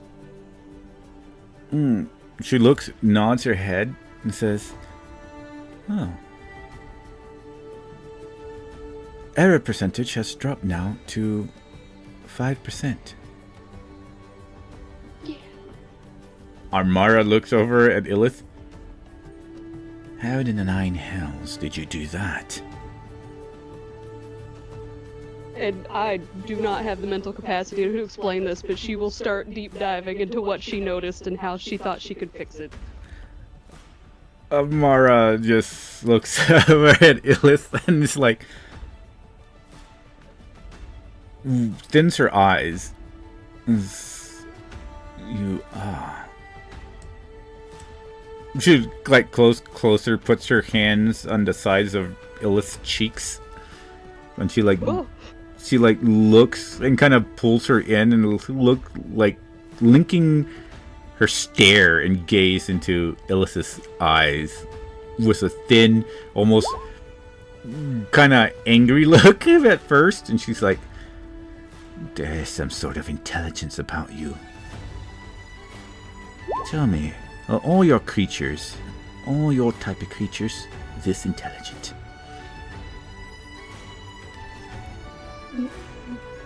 Not to toot my own horn, which is a common expression among her race. No, in fact, my race is, or my subspecies, I should say, is usually destined only to farm and to gather. It's why I left. And says, "I see." And then she just kind of pushes her away. "I suspect that is good work." She kind of sounds annoyed and steps back. "All right, Glyph, proceed." And Glyph looks over at Illith. "Illith, may I proceed in order to test our experiment?" Yes. And she looks over at Amara. "Are you sure about this, Amara?" And says, "Well, you have the scroll, don't you?" And says, "I do, but what of the others?" He says, "Don't worry. I've already gathered a protected barrier in here. It should not affect the others." If something horrible should happen to me, please take care of Nobu. He really is sweet once you get to know him, and his mission is important to him, and to me. Nothing will happen, I'm sure of it. And Then you have nothing to worry about in agreeing. she like just kind of moves and starts like putting a glyph over the, I guess, where is Illith's glyph? They were all kind of along here, right? Like along this circle of magic. Oh, well, I mean like the one that where Rarvis would have imprinted her? Oh, it's on that fan that is like the membrane connecting her horn to the back of her neck. Oh, okay. So Amara She'll would just have to bend down if Amara wants to touch it. Yeah, Amara's like, "Bend down." She will. And she kind of ignores the request, but yet she like starts drawing a glyph on Illith. And she'll step back and then she'll say, "All right, glyph, proceed." And as soon as she says that, glyph shoots Amara with a laser that like cuts her in half, and she falls on the ground dead.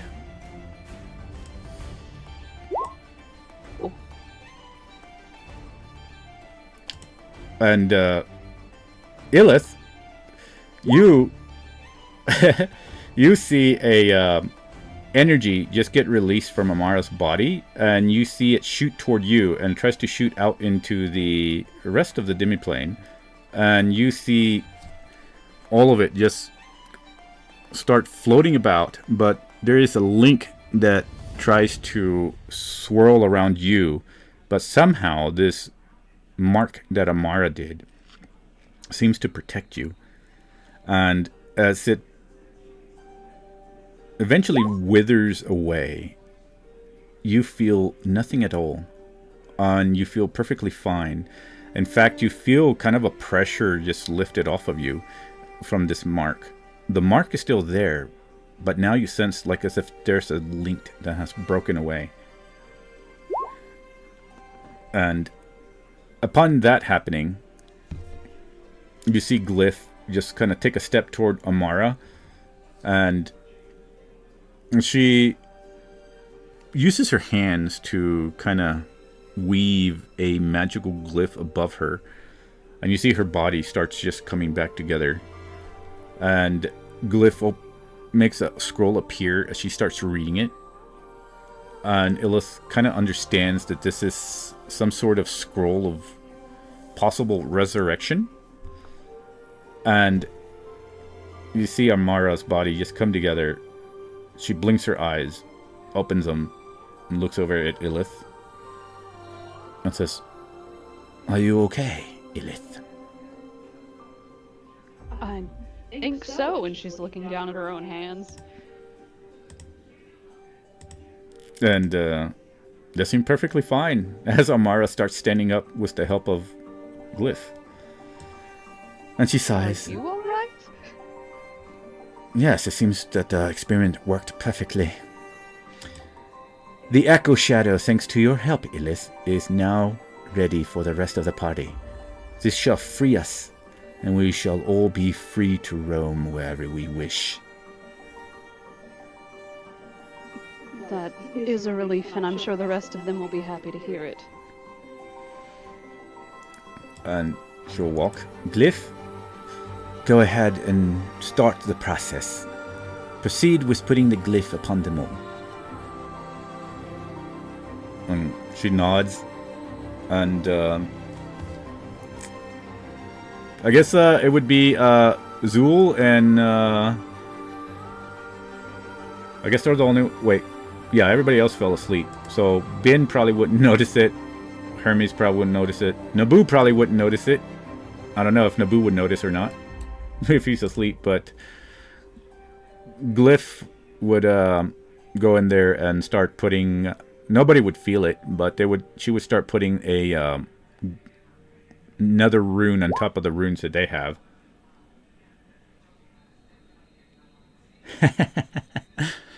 And as far as Zool and Thorag, if they're still reading, Glyph would appear, and she would look over at Thorag and say, "Excuse me, Sir Thorag."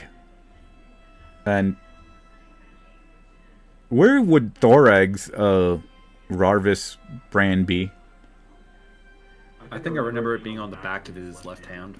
She would walk over to the left hand, and then, without saying anything else, she would just start marking a glyph above it, unless Thorag says anything. Thorag would kind of give her a look and go, Glyph, what are you doing? Oh, Amara, Illith, and myself have finally figured out how to at least make a shadow. Echo Shadow to protect against the curse from Rarvis. Oh, good on you. She continues and finishes, and as soon as she finishes, he'll have his arm out so she can work on it, and he's reading with one hand like. And as soon as she finishes, you feel an essence of this curse just lifted. Like there's something that before there was some sort of barely felt pressure, but now you don't feel that pressure anymore. And she will go to Zool next and do the same. And then eventually finishing up with everyone. And everyone who gets it, and those who are sleeping, will feel it in when they wake up in the morning. And did Illith just die? Oh no, she did kill Illith. She has an X. My girl. The consequences for success are too great. I guess there was an after effect. God. I guess it really didn't work after all. Whoops. Poor Illith. Help! Oh, that's what happened. It went to 88. No, she has it. Wow, that's weird. I don't know why I did that. There we go. I'll give you health Hold on, again. let me. I gotta test something. Oh, okay. Oh, so if you go into your character editor while you're on the board, it just kills you. Oh, Oh my god. Well, that's interesting. I hit the anvil and then you were like, Illith died. What? All right. Well, Illith, back to you. Yeah, there we go.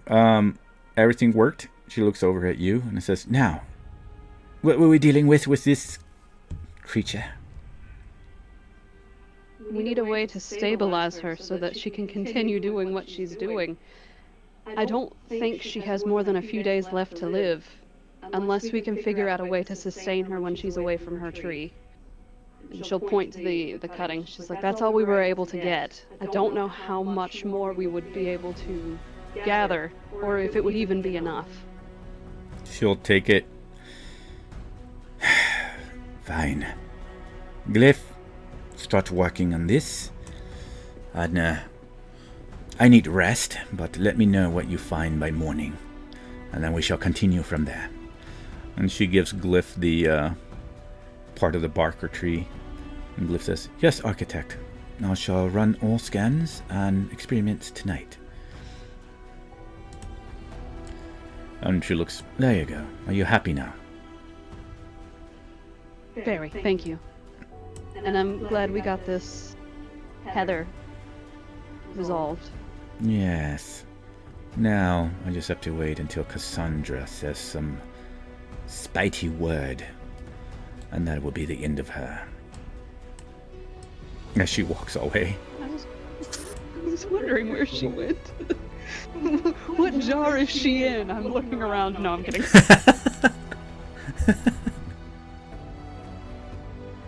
Alright. Well, in that case, Illith, what would you do after this? Unless you want to time skip with Illith attempting to help Glyph, she would probably take Silvara somewhere to rest. And then kind of journal everything she's learned about as a prayer to her goddess for hours, because she's got a lot to write down.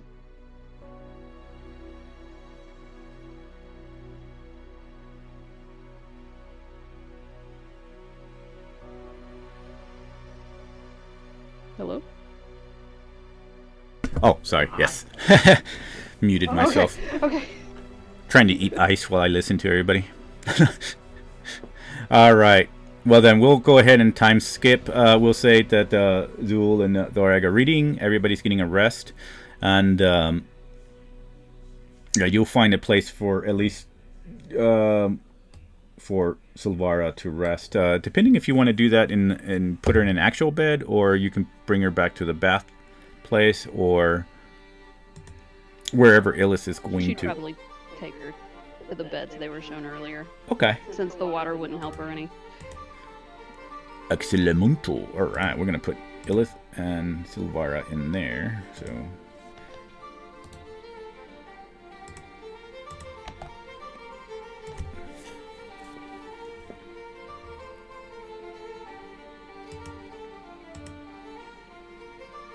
Oh, is Illith going to be in the bed sleeping there too, or? Snuggling? No. She would probably hunker down on the floor somewhere and journal Okay. to her goddess about all the things she learned today, because she's learned so much and she's still so confused. I'm sure Amara is a little bit impressed. Either that or very angry. Alright. You can be both, it's fine. Impressed and angry. I'm so impressed, yet angry that this creature knows. She's so smart. I fucking hate her. Competition. Alright.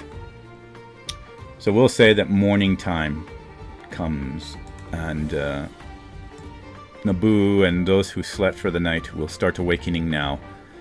And we're gonna jump to this group first. And I will make Silvara have... Ooh, I can't. Alright, well, never mind then. I will make Glyph again. I'll just use Glyph.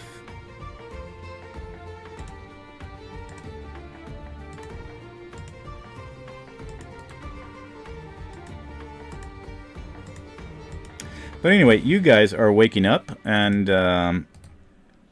Ben, you are strong again. Yay! And you have your full strength and capabilities. You've taken a full rest. So you can go ahead and click on that. And you have your full strength. Let me put this 500. There we go. Bam. There we go. Now I can see everybody in the room. All right. For you guys, the floor is y'all's. What do y'all wish to do as y'all wake up in the morning? Find Illith on the floor. You see a dryad sleeping in the bed. And don't mind Glyph. I'm just using her for lighting. Oh, I can't see. It's all black for me. Really? What the heck? Did it not? That's 9 from Persephina. I'm blind. This thing, I swear. Okay. How about now? That's better. Yeah. You're human, so you can only see by the light that's in here. That's it.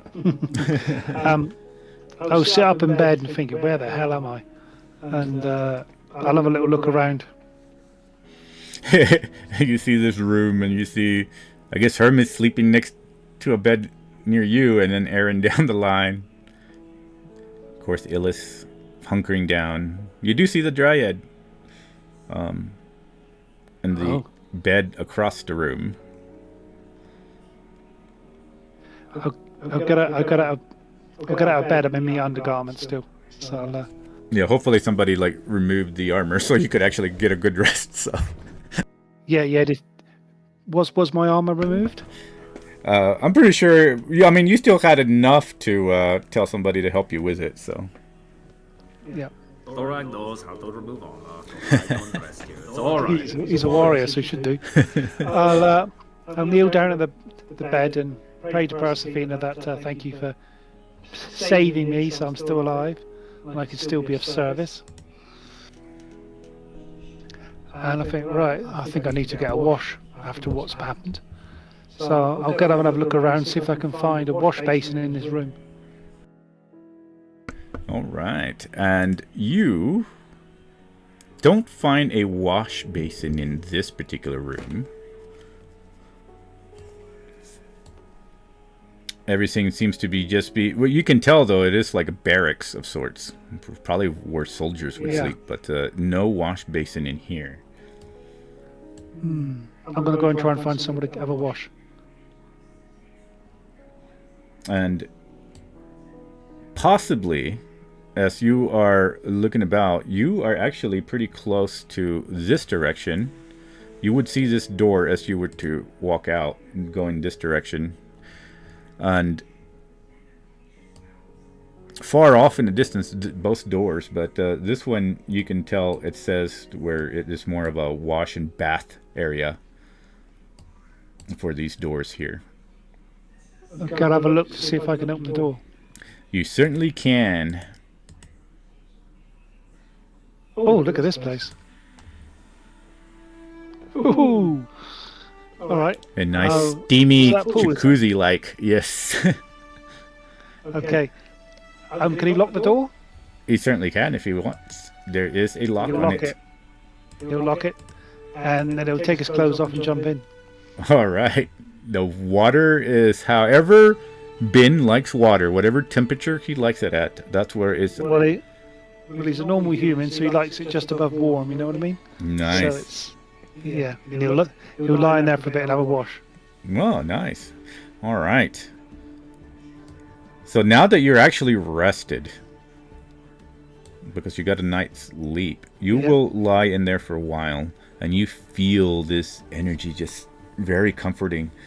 And let's see my notes, because you are not at a unrested. Yeah, okay, so you get, for right now, you're gonna have 25 temporary hit points that will last indefinitely until they are used up, or you cast some other temporary hit points on yourself. But you had 25 temporary hit points. And anything else? An advantage on any spell saves for the next 48 hours. Okay. So while you are resting in there, everybody else out here in the rooms are waking up. Hermes, Aaron, Illith. Silvara just kind of hums to a little bit, turns to the side. Where am I? She just kind of whispers to nobody in particular. But yeah, Hermes, Aaron, and Illith, what are you guys doing?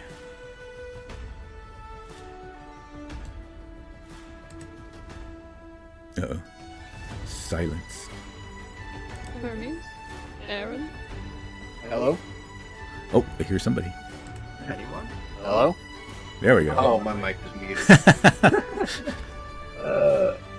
I'm probably getting up and going, trying to find some sort of food. Ah, food. Food it is. Alright, so after a while of walking about, you'd probably find this area here, which I'm going to put you here. I'm going to open the door, and you would find an area of food in here. You probably found the kitchen area, if you're able to see that one. Oh, what? I can't see that. Okay, I'm going to copy glyph, and put it here. Paste. There we go. So there you are, Mr. Hermes. You will see the kitchen area.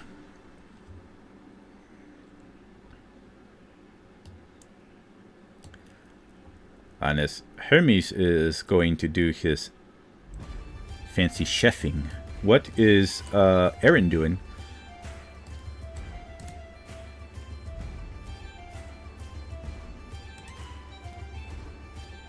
Oh, and if Aaron, if you are talking, you are muted. I don't know if he's still back or not. He said, be right back. Okay. Maybe he's gone right now. Yeah, he is not. Okay.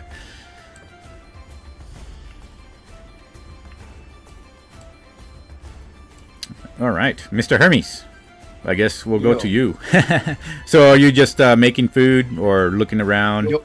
Okay. I'm gonna start making food for the party and get something at least nice going. Nice. Yeah, you can find just about everything in here.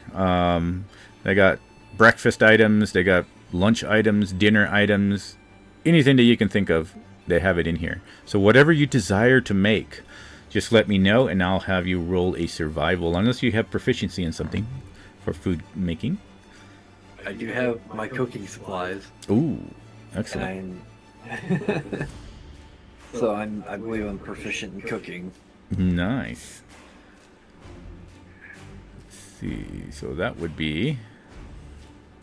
What the heck does cooking fall under? Oh my gosh. I think it's still survival, right? So you have proficiency in that. You can roll it with a proficiency. Yeah. Alright. So it'd be... If you're proficient, I think that makes it an 8, right?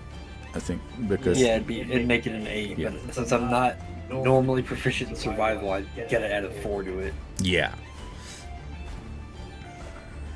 Oh my god. I'm still asleep. No one to eat the food. So that would be... That would be a 10. A 10? You can't. Well, Cook like Nobu. Well, it's not a, yeah, like Nobu. Where's Nobu? No, it's not a it's not like bad. It's just like a normal breakfast with a tin. Nothing special. Yeah, it's not like overly like good taste or bad taste. It's like a normal breakfast. Somebody throws an egg in a skillet and cooks it. That's about it. Yeah, pretty much. Just basic breakfast. I'm too tired. Yeah. Which everybody would probably still smell the breakfast finally permeating, and maybe even like, you know, the smell of, I don't know if you're cooking bacon or not, but anybody who would smell that waft of morning breakfast would still smell good. Aaron, yes, what are you doing, sir, once you wake up? Aaron would probably spend the first 10 minutes just sitting there, waking himself up completely before checking up on the Dryad and then leaving to get food for both her and himself if she needs any. Yeah, Silvara would actually be blinking, so you and Illith would probably notice that, which she would be trying to sit up on the edge of the bed and like shaking arms, shaking body, looking about, almost on the verge of like, almost looking like she's gonna pass out again, but straining to stay awake. And she's like, the trees, I must protect them. I must save the captain. I must save them. I have to. The shadows are swarming everywhere. The disease is growing. I must stop the disease. How far is she sitting up right now? She's pretty much sitting right at the edge of the bed, but like just kind of slumped over, almost like leaning on her knees. Her feet are on the floor. I will put a hand on her shoulder. Miss Silvara, are you alright? And she looks at first confused, and then she's like, you're one. Oh, you were.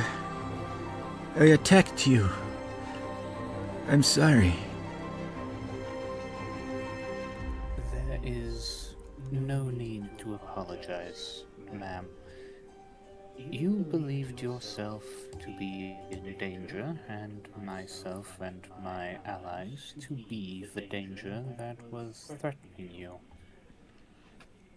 She looks at her hands. She's like, starts crying a bit. It's like, oh no, I failed them. I failed them all. I was supposed to be the guardian of this realm, of this region. I failed. I see that all. I see the past 20 years now. The deaths. I've killed innocents. I killed so many innocents. So many deaths. And she just shakes her head. I cannot be forgiven for this.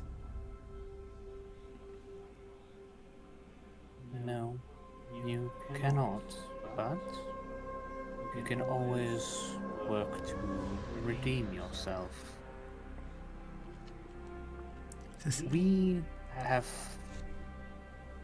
news for you that may be troubling to hear. Very little of your tree has survived. Starts looking, she's like, she has recognition. It's like she's finally trying to get awareness, and she's like, oh, the Noctris. Yes, I remember. He's been released. And she like strains. I have to hold. The last of my power I have to hold. I can't let him loose into the world. My Fey powers are fading. If I can't hold the mists, he shall ruin Oakrest, and then he will fly to Dusk. Watch. So many innocents. I will not allow it to happen. If this is the fight you wish to have, you will need all the rest you can get. We are currently working, I assume we are working, with an ally of ours to try and put this right. But should you lose your focus and not be able to stop that dragon from escaping, it will be catastrophic. So, I ask you this, Lady Silvara. Please, stay here. Rest. Should you require anything, call upon me and I shall do everything within my power to deliver it.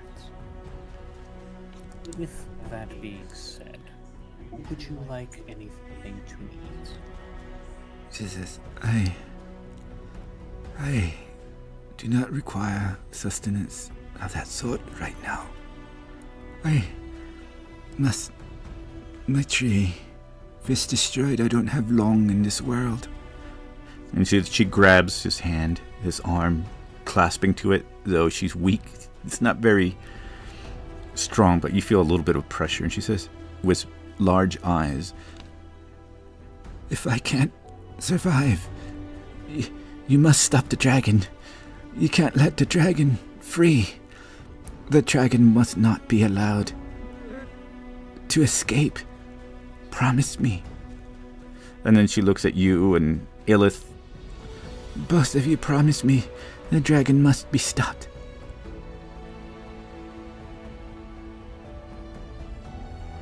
I swear upon my name, it shall be done. Thank you. Not as well. From the background. I'm sorry to... It is my responsibility. I'm sorry to lay this upon you all.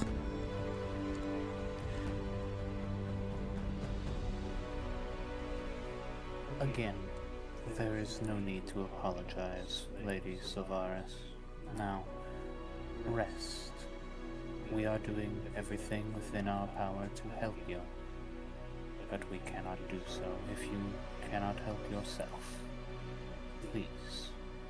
And I will kind of, try and get her to lay down on the bed again. She's so weak that she just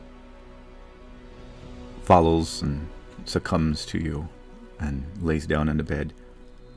And you can see that as you do this, part of her skin, like bark, flakes off.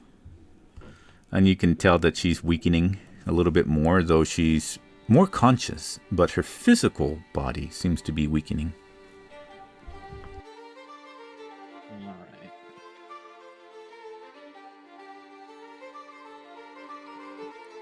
I shall return later, Lady Silvaris. Please, rest. You see her kind of nod and then close her eyes. I will walk over to just outside the door, and as I pass Illith, kind of motion for her to follow me. Just give one last look at Silvar and then follow. Illith, how much of that tree were we able to save? Was the cutting left with Glyph, or was... Like, she doesn't have it anymore, right? Yeah, Glyph had been studying them all night. Yeah, you left it with her. Okay. Okay. Only a small branch it was all we could manage. Glyph is running tests on it now to see if there's anything we can do for her.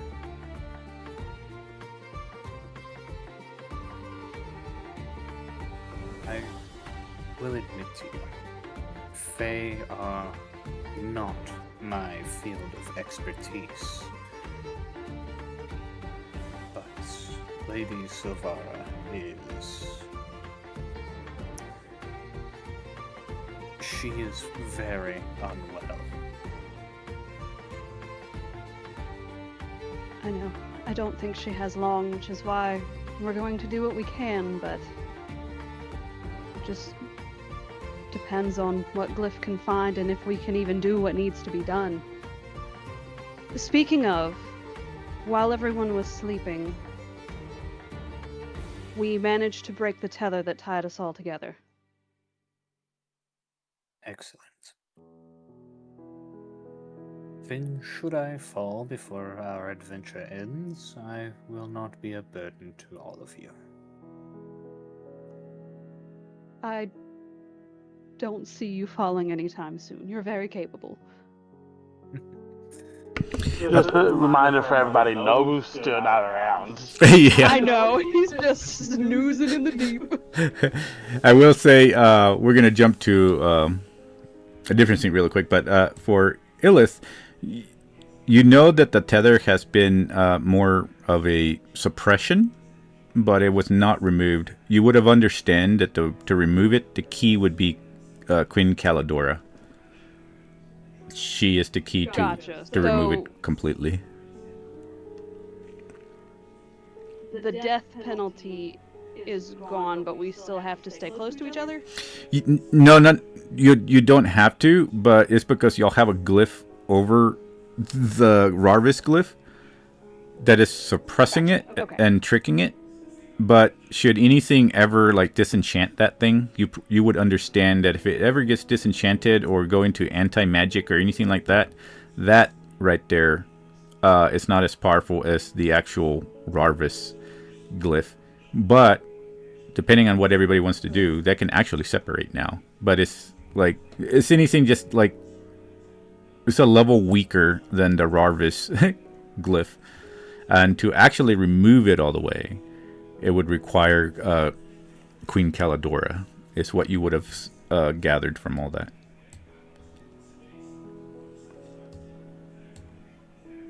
Then that is what she would share. That it is suppressed, it is not broken, and if we truly want it broken, we will have to go visit Queen Calidora. Okay, above table real quick. I know I'm probably just forgetting it. Queen Calidora was the monarch of Hexo Landing, right? Correct. Yep. Alright, thank you. Uh-huh.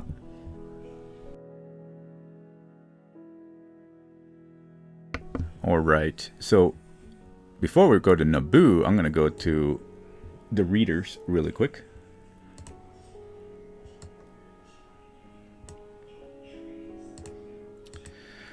Alright, Mr.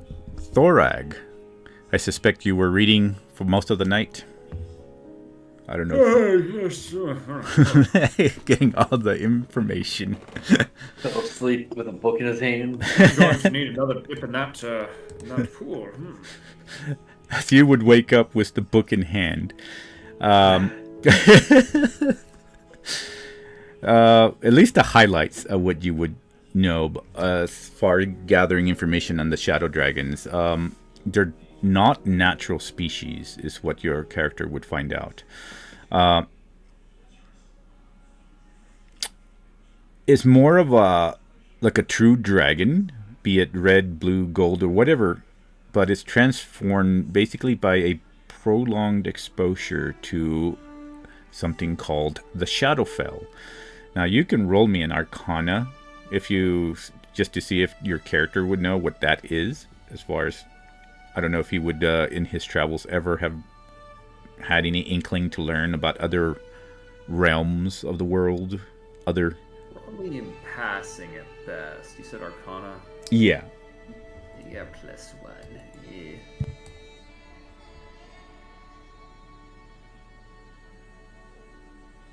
in passing. In passing, he probably would have heard maybe people talking of different other domains, other realms. The biggest one that he would know for sure, it is base foundation to where what he could kind of akin it to would be like the 9 Hells of the Abyss. That one is the most known one, but Shadowfell is kind of here and there, so he knows it falls under that kind of idea and creation. But it's basically oppressive gloom and negative energy, despair, and it warps the body and spirit, is from what you would learn from this book. The scales basically bleach and blacken, the wings fray, and it becomes this creature, this shadow creature, that can become cruel and paranoid and hungry for fear. They're very territorial, especially around old ruins, dead forests, or anything that has like rifts. And this is kind of a thing that he would latch onto. Anything that has rifts to the Shadowfell. They are highly intelligent and more cunning than their original form. Secretive as well, preferring ambushes over open battle. They've been known to stalk their prey quietly, and they can often follow for hours before striking. Definitely able to hide better in shadows, of course. Anything that has to do with dim light or darkness. And some of them can be known to vanish almost instantly.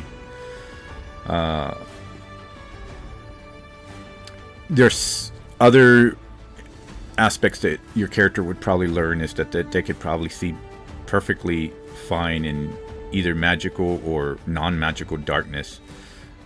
They have a breath weapon that's different from what their original form is. Pretty much it can wither people away. So above table, that would just mean like narcotic damage. So he would be familiar with what that would mean. However, that transfers into the fantasy realm. But yes, it would mean above table necrotic damage. They also have some of them, not all of them, have the ability to shape change. Possibly like elder dragons, these elder shadow dragons. And they do have, if they wish to use it, and from creatures around them, they can exact the fear aura. Though, reading further, he would have found out that they do also have a sensitivity like shadows do to sunlight. Radiant light, any kind of holy power against them.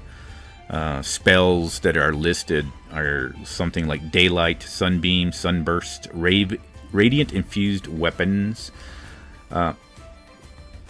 and stuff that could disrupt their stealth as well, as like fairy fire, light, dancing lights, continual flame, anything like that could affect them and give them disadvantages and weaknesses. Though they're classified as undead things, they're not technically mechanically undead from what you read. But there are spells that also work against them as well, like protection from evil and good. Turn undead, possibly. Holy water and circles of power. And lore-wise, from what Thorag would learn, at least, is more of flavor, depending on how you can use this as a character against them. They do have a sense of being shaped by despair. So their minds are brittle in particular ways. They can be rather bold and confident. And if you're able to find a way to use your words against them and throw them off balance with that. Definitely despise joy or hope. And you have heard of certain bards being able to be unsettling to them with certain fearless behavior. But yes, at least for the main highlights is they have to use darkness or dim light in order to be more confident in themselves to attack. And they'll usually try to isolate their prey. And if they can, they will use their terrain to their advantage. So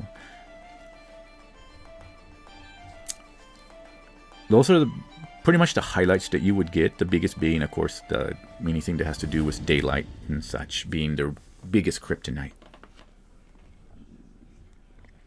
All right. Well, that's a lot. I can send you a cheat sheet if you wish later on. Oh, I've made my own little cheat sheet, but I'm thinking I missed a few things. I can send you. Torg would run his hands through his beard like, all right, let's see if I can tell everyone this. I don't know if I can hold on to this book for. There's no chance. It puts the book away. He probably puts it on the table because he wouldn't have known where she pulled it from. But Just going to put it right here. Hope Liv can figure it out. Zul, wake up! Kick. Zul, I found it. Found some information on the shadow dragons. We gotta tell the others. Come on. He's just gonna start dragging Zul along. Come on. all right.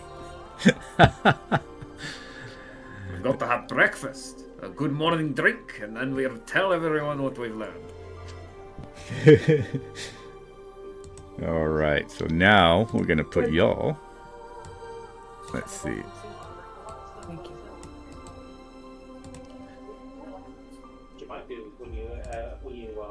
Boom. We're gonna put you over here, getting ready to go and meet up with everybody with breakfast. We'll just go ahead and bam, right there. And now we're gonna jump over to Naboo, Mr. Naboo. What's up? It will tell you to wake up in your head. It's time for food.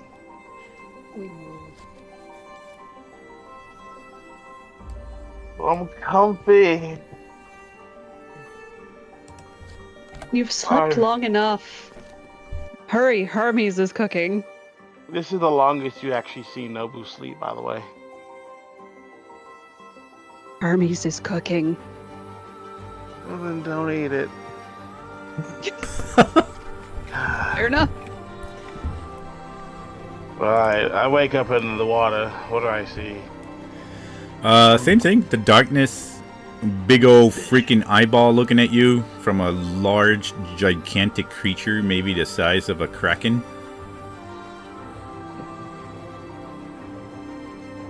That's weird. Its tongue trying to roll around the barrier, trying to get at you, but it can't.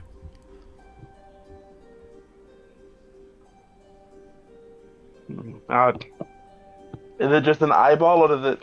No, it's an eyeball that's just looking at you, like from one side of it, and then you have like basically it looks like a squid body, but it's like maybe about 5 football fields long. I managed to kill the thing. We could have calamari. Okay. Hang on to fate today. I'm just gonna swim up.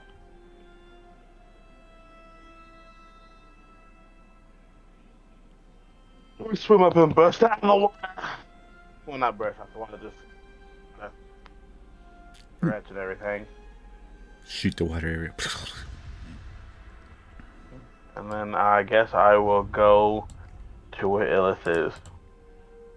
All right. I'll jump you over here. Bam.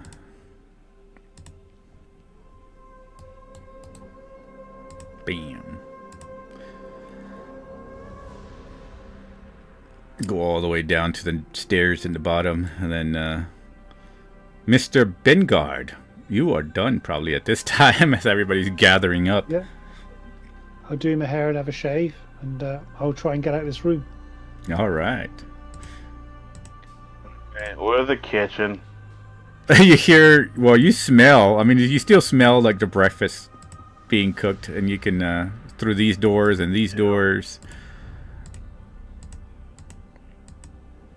Here.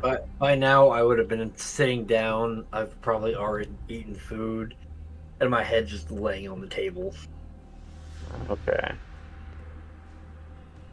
Let me see what the damage is. Go for so It's just simple breakfast. Morning. Nothing extravagant. There I am. Alright. Drags the man down. Zoomed all the way morning, up. everyone. Morning. Ben, you're Oh. awake. Oh no. Oh, there's Ah, Thoreg. Oh no. There we go.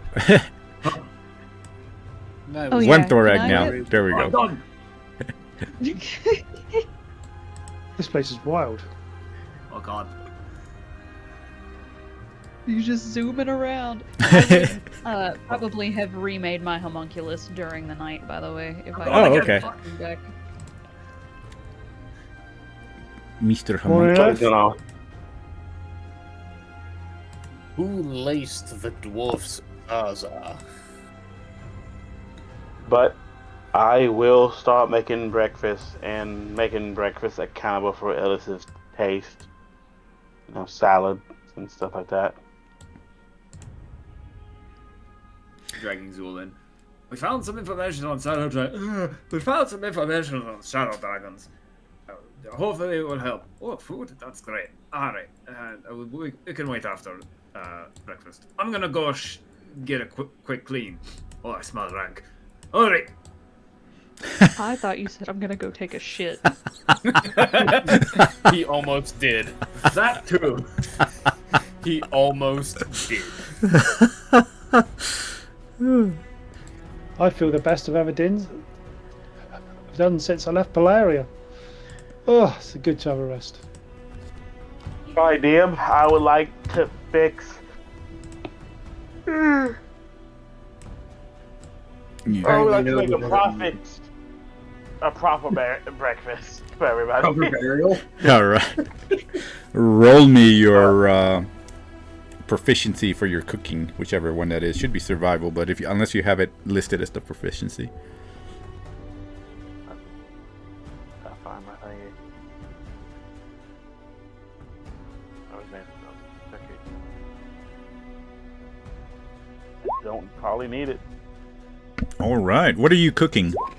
27. I'll just pretty much cook the basics of breakfast, eggs, and all that. And then I'll do eggs, bacon, pancakes, biscuits, some salads with and with like protein and stuff in it for Illa. Making the works. All right. Man, Mhm. I need to go into that world. Get me a proper breakfast every morning. Delicious. Does she have any raw meat and stuff like that, like steak? Oh and stuff? yeah. You'll find everything in that's- here. Yeah. I'm just gonna take that. That's just in my hand, just holding it. And I pour everybody a glass of wine. And then I cast my third level spell, Fairy Toast. All right. In case shit happens. Oh yeah, I'm gonna clear these off people so I know when everything is new again.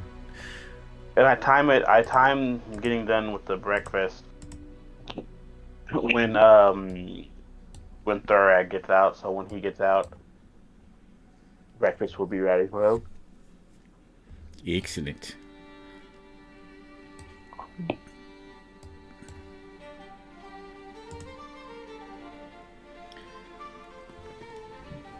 And at that, where is... Oh, there we go. So what's been going on in here then, Earth? So what do you make of the place? Oh god, she's dead. No, I forgot I was muted. It's a rather impressive place. Aaron already knows, but while everyone was sleeping, we managed to suppress the effects of the tether, and we can now travel, and if one of us should unfortunately fall, it shouldn't affect the rest of us. But Oh, if that's- we want to get rid of them permanently, we'll have to travel. No, that's fantastic news. Any negatives effects to it? Not that we've seen so far, but the magic is fragile, and should we enter anything that could damage the glyph or dispel magic, we might be in trouble. Okay, that's something to remember. So what happens if someone casts a dispel magic on you, for example? Does that work?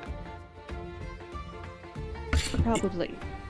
Let's not try to let them know that we have such a glyph on us for them to try. Illis, you would know that it has to be particularly aimed at that particular glyph. Okay, so it's not like it has they to be hit aimed. us with dispel magic and it just goes away. Yeah, so somebody would Okay. actually have to actively look for it, and then they would have to actively dispel it. It's like any kind of enchantment. Okay. Yeah, it's the same thing as if you had a contingent spell on you. They would have to actively figure it out, then aim at the contingent spell and dispel it. Okay, Well- I know that dispel magic, you can target a creature and any ongoing effects are cancelled. Usually on, let me see. Well, Ben doesn't know where his glyph is on him, so It's between his butt cheeks. yeah, He's never seen it. something like that. Yeah. But he's not got his armor on at the moment. He's just got his robes of Persephone on. Gotcha. If it's for creature, Alright. this particular one would need to be actively focused on. Yeah, because Amara wouldn't have made it. Plain. Yeah. She would have made it that happily. You should have seen the percentile chance of failure before I helped. No, I'm kidding. Well, She wouldn't say that. I should. So is everybody all right after our ordeal? Well, I'd say aside from almost being killed by shadows, fleeing from a crumbling tower, almost dying due to a dragon, and now being caretakers for a dying dryad. Oh, that Aside damn from all dragon! I that- almost forgot about that. Aside from all that, everything is grand.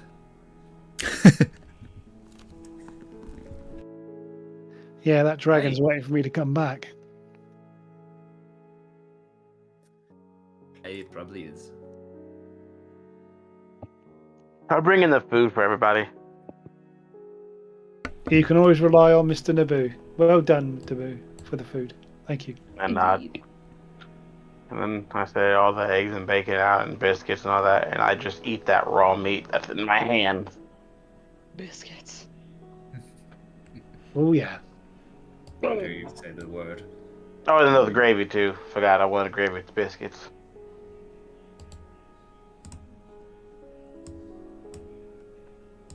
And then I bring out your salads. Rin Illith. She doesn't just eat leaves. He's not a rabbit. She only eats leaves. Only leaves. No, Morning, milady. no, it wasn't just leaves. It was all the nutrients she needs. Yes, she picks the meat chunks out of stew, but she will eat everything else in there, including the broth.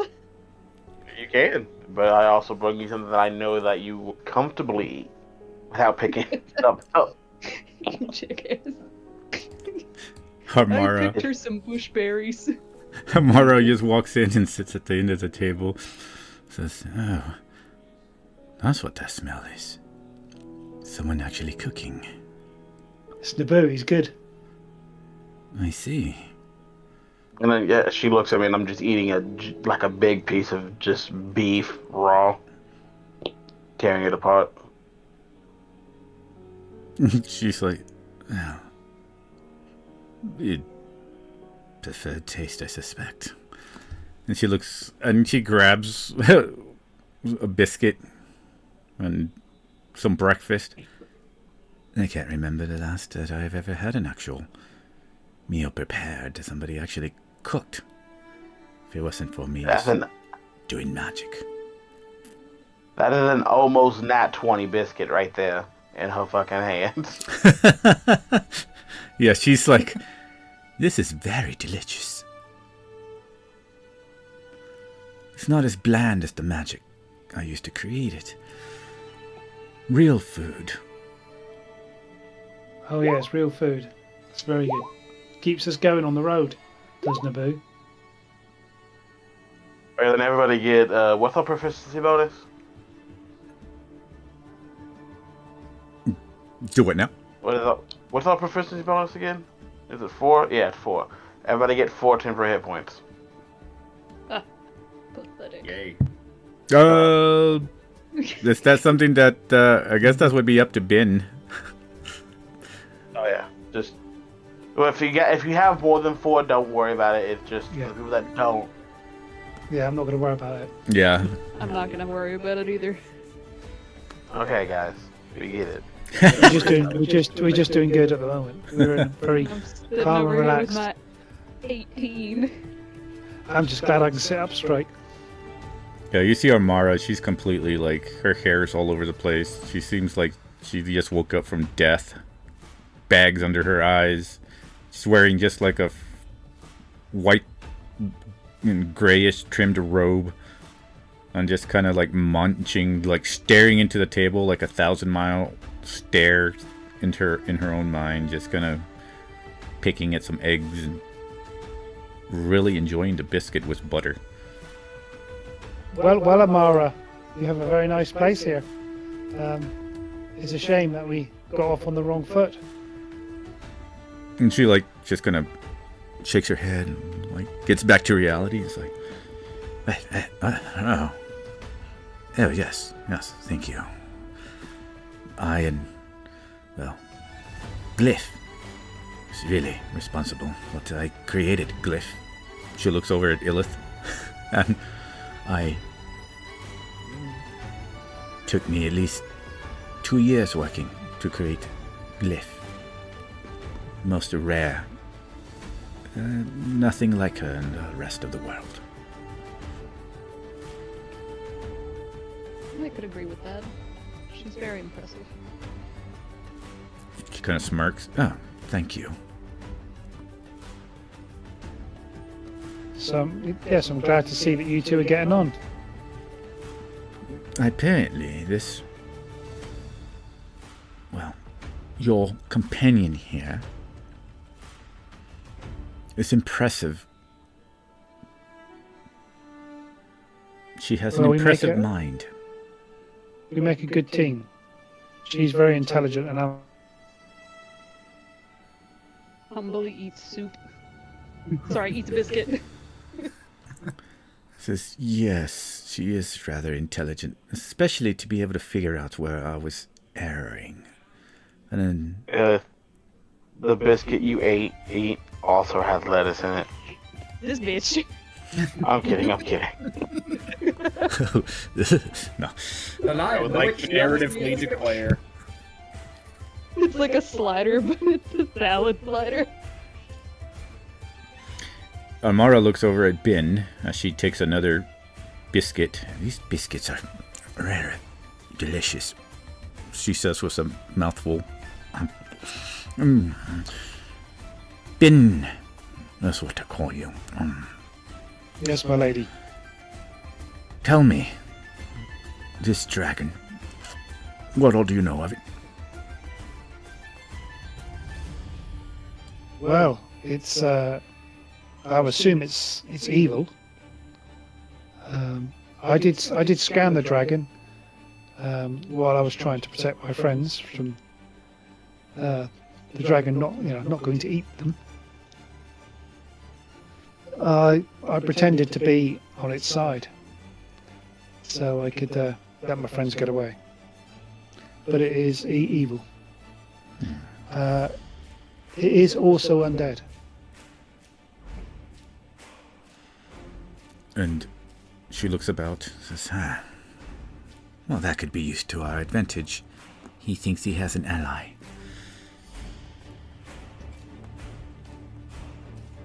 It wants me to find out how to get it out of this area where it's entrapped. And she looks over and looks at the group and says, well, I suspect from what Glyph told me this morning, when I was interrupted from my very gentle dream, has to do something with that dryad friend of yours. If it wants to escape, you simply kill the dryad and it will escape. Then all of you will be free and you won't need to worry about having any danger. I have had an idea while I was resting how we might be able to solve the problem. Between the people on this table here, does anybody know of a spell, or you could possibly create one, being in this place, that could rejuvenate trees or plants to bring her tree back? Oh yes, I have Glyph working on it. Glyph, what is the process? You see Glyph just kind of appear.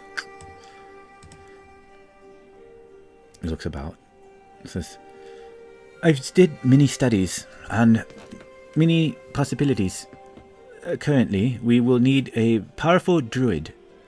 Once we have a powerful druid, at least a close to an arc druid, we should be able to replicate the tree and use the processes that I was able to experiment through the night. And we can regrow it. Though, the question would be, where do we want to regrow it?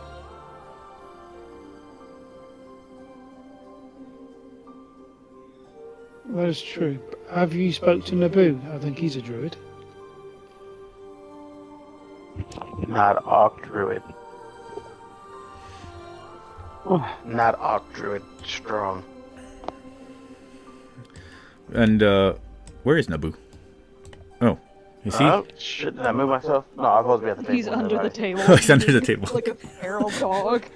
I was looking, I was all zoomed in. It's like, wait a minute, where is he? I'll move you. Oh, there we go. You see from where Glyph is standing, a light, like a light just shoot toward Naboo, and you see it scan Naboo. I was gonna get back some crazy ass reading, especially split my classes. Oh god. This one needs therapy.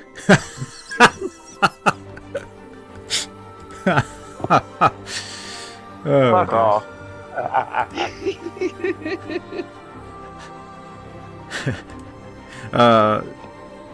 She'll look and she'll start studying and let's see, do you have any? Says not adequate as an arc druid, yes, but certain magical qualities may be able to be used, and we can at least begin a process of regrowing the tree efficient enough to be able to at least link the dryad to it, and should the tree that was original to her be destroyed, she will survive through the new incarnation. There is a 40% of chance of failure. Ilith, do you remember the town we left Gregor in? Druid in that town that helped. There was a druid in that town. There's also a higher entity than that druid that she communicates with. I believe she has a network with other druids. It's not just the network. There is a higher druidic entity within that circle of forest. Ooh. I don't Moon remember the Lady name of the much town. too weak.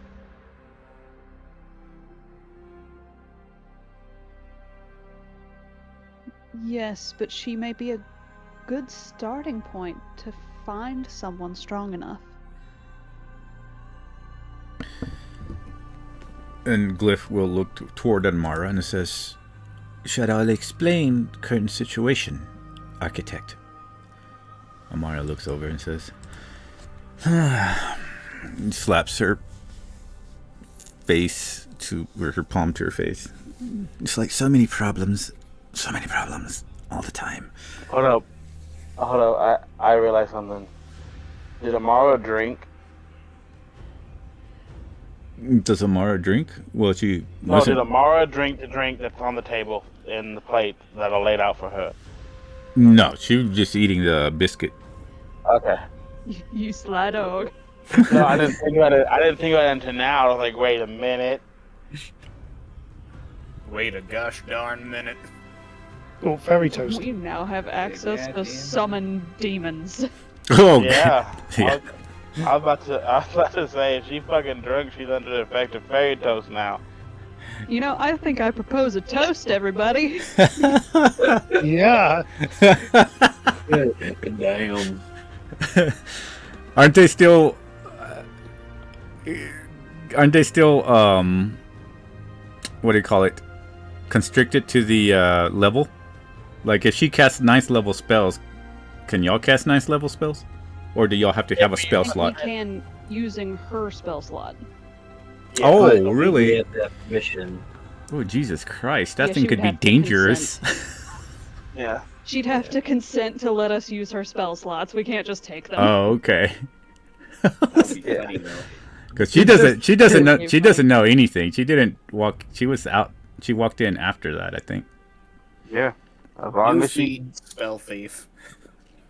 Yeah, she would probably She's understand it, but she probably she consent to it. Yeah, she would probably take a drink, but she would probably not consent to her spell slots being used. Good God, That's y'all. fine. I don't want her spell slots. I want her spells. That's what the fuck I want to see. We have 5th level spellcasters in this fucking group. I cast Oh, yes. Doom. Oh my God. That's terrifying. I didn't even think about that.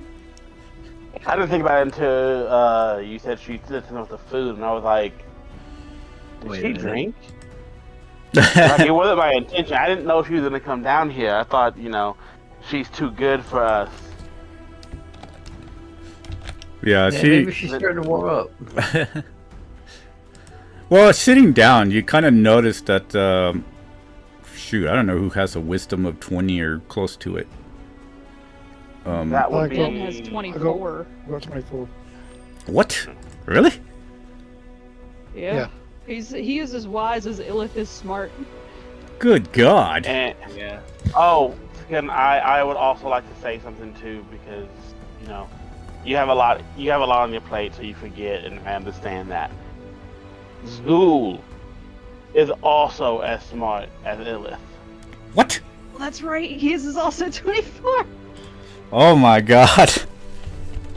We are a unique band. You're not even the Yeah. smartest wizard in this. Well, I can understand that one because he's following Persephina, but now I understand why the cognitive gods I kind of left at a cap of 20. But all right, Ben, roll me a perception, since we're already getting close to the session. But like I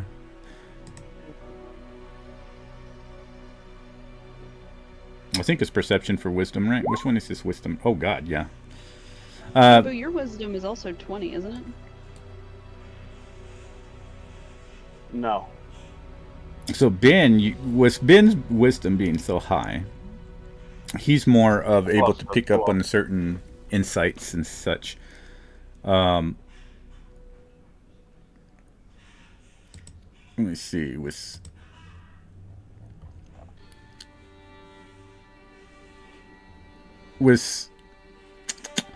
you were able to you understand the story of Amara, at least from what you've heard before.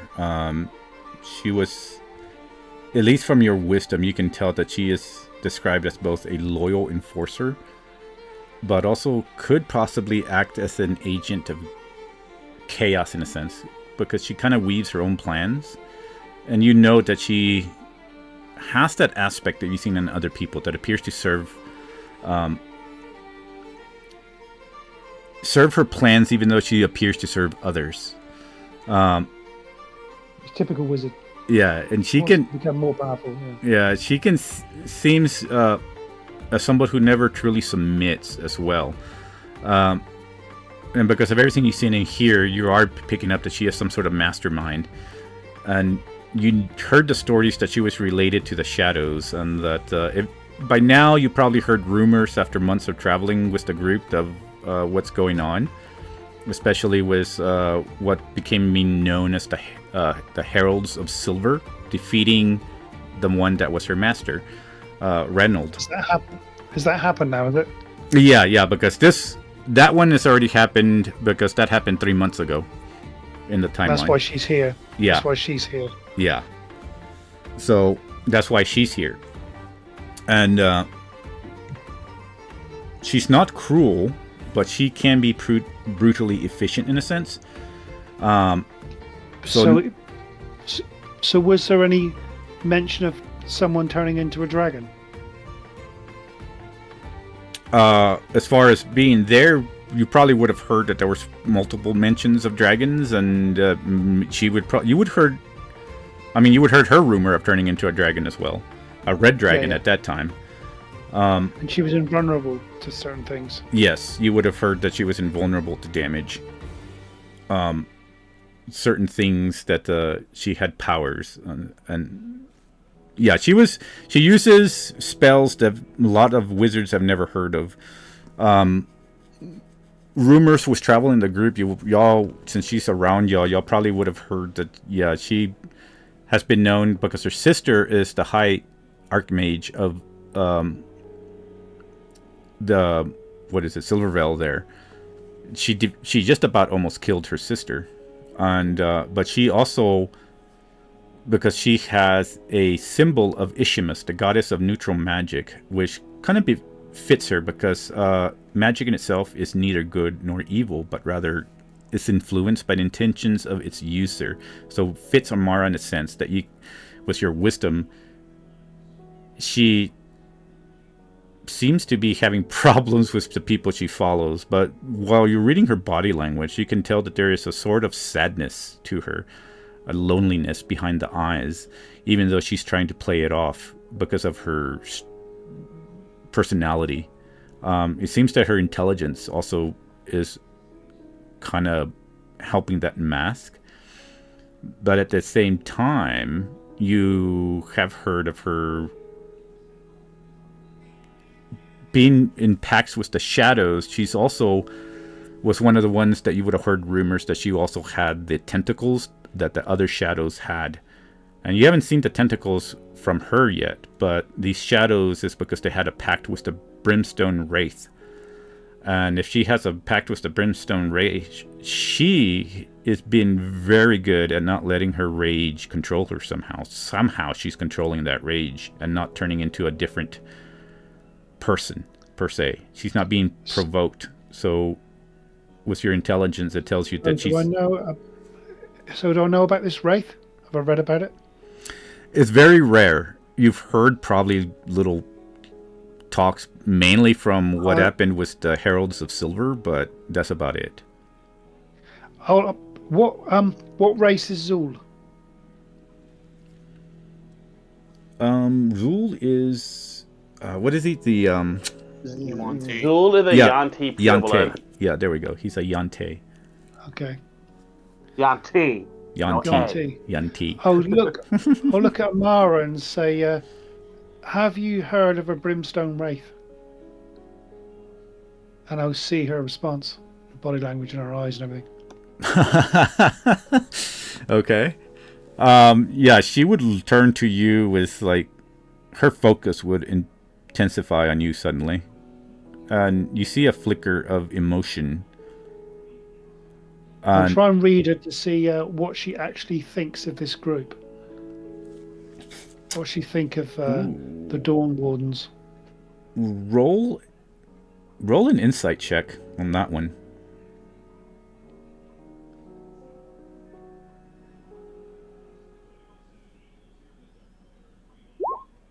Ooh. Dang. Because I've woke up, can I use heroic inspiration because I'm human?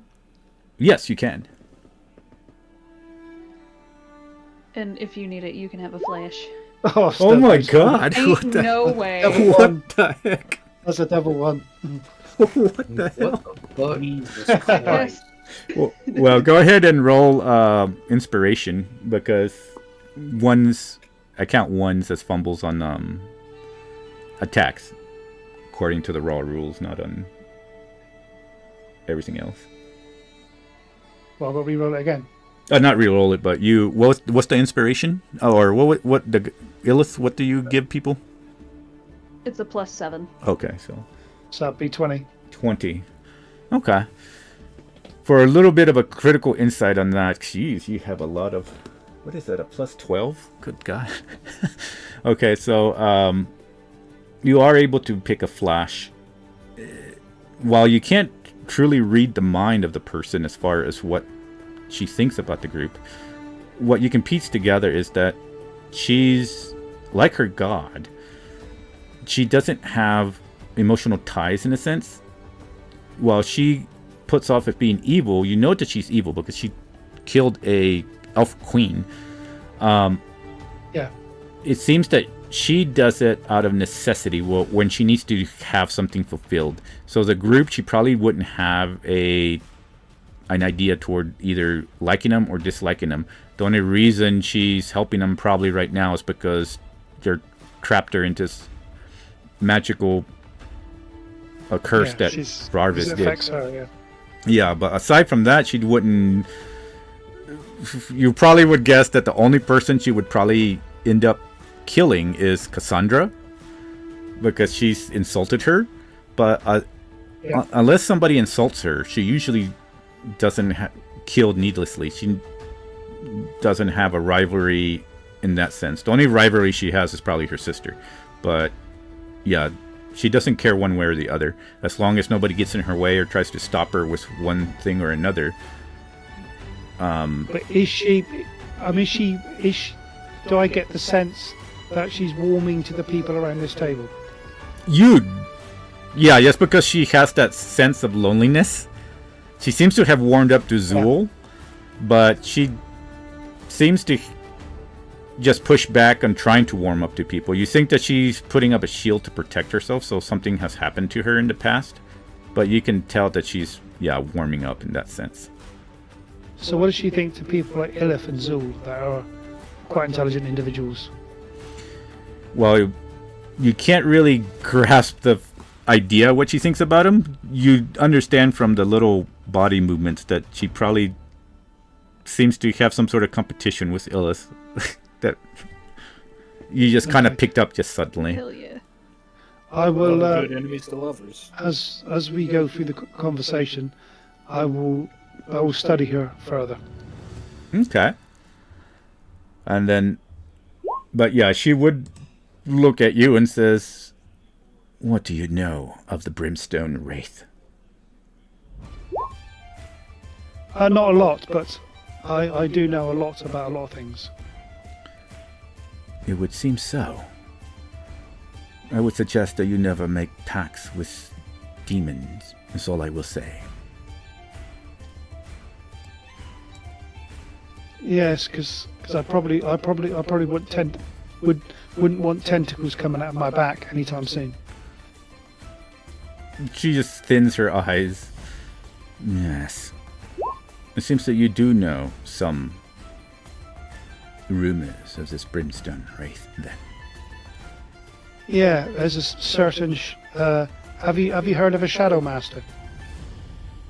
She says. She kind of clenches a fist. Yes, I have heard. You must be referring to Reynold. He was my old. Oh yes. My old master. Oh yes. But he's master Yes, no I more. think I've heard his name. Why? What happened to him? He was defeated by a group of adventurers. But because of that, I was found the true plan he wished to do. Should I have... Oh, what was that? Let's just say that if I would have found out, he would have not existed any longer either way, for I would have finished him off myself. Oh, so he wasn't a very nice man then? No. Did he backstab you, my lady? And she looks over, kind of angered. You see, you don't know what she's angered at, though, but she does seem Angered or reluctant. something, yeah. And she says, I'm "Yes. trying to figure her out. Yes, he was a backstabber. He promised me power, which he did give. But then Then she kind of quiets down. I don't trust masters anymore. I don't trust his type of people. Thus, No, I wouldn't trust them either. But Fritz, you're among friends here. I know we're an odd bunch, but we have a lot of abilities among us. he says, I do not have friends. I've learned that friends are fake. They just seem to use you, just like my master did. One I thought was like a father figure to me. For all that got me, I forever will be alone. You cannot trust anyone. Everyone is always looking to use you for something. As you are using me to help in aiding this dryad, she looks over at Illith. But I suspect that is the way of the world. We use each other. I don't see it that way. I'm a person who wants to make the world a better place. But it's your thoughts, my lady. And she says, well, nonetheless, yes, Glyph, I suspect that they should know that there is some sort of temporal convergence within this pocket realm. And says, not my pocket realm, but there are the mists outside. Whatever that tower did in its destruction, and whatever that dryad is keeping from happening, it is messing with the river of time. So when we return to the actual world, we may be either in the past or in the future. What? Can't you use the cart to get us out of here? Timey-wimey. I'm sorry, can you repeat that again? And she says, yes. Don't worry, though. Myself and Glyph will try to figure it out, so we are at least close enough to our timeline. No, I cannot use the cart to get us out. This pocket domain that I have is within the pocket domain of whatever that dryad is creating, along with the disturbance of the timeline that fractured once the tower was disturbed somehow. Well, we need to go to North Angoria. There's a large tree there, I believe. We need to do something. This is part of the problem. I will figure out how to get us out of this pocket first. And then you are free to go to North Angoria. Says, but for the meantime, thank you for the breakfast. No bye.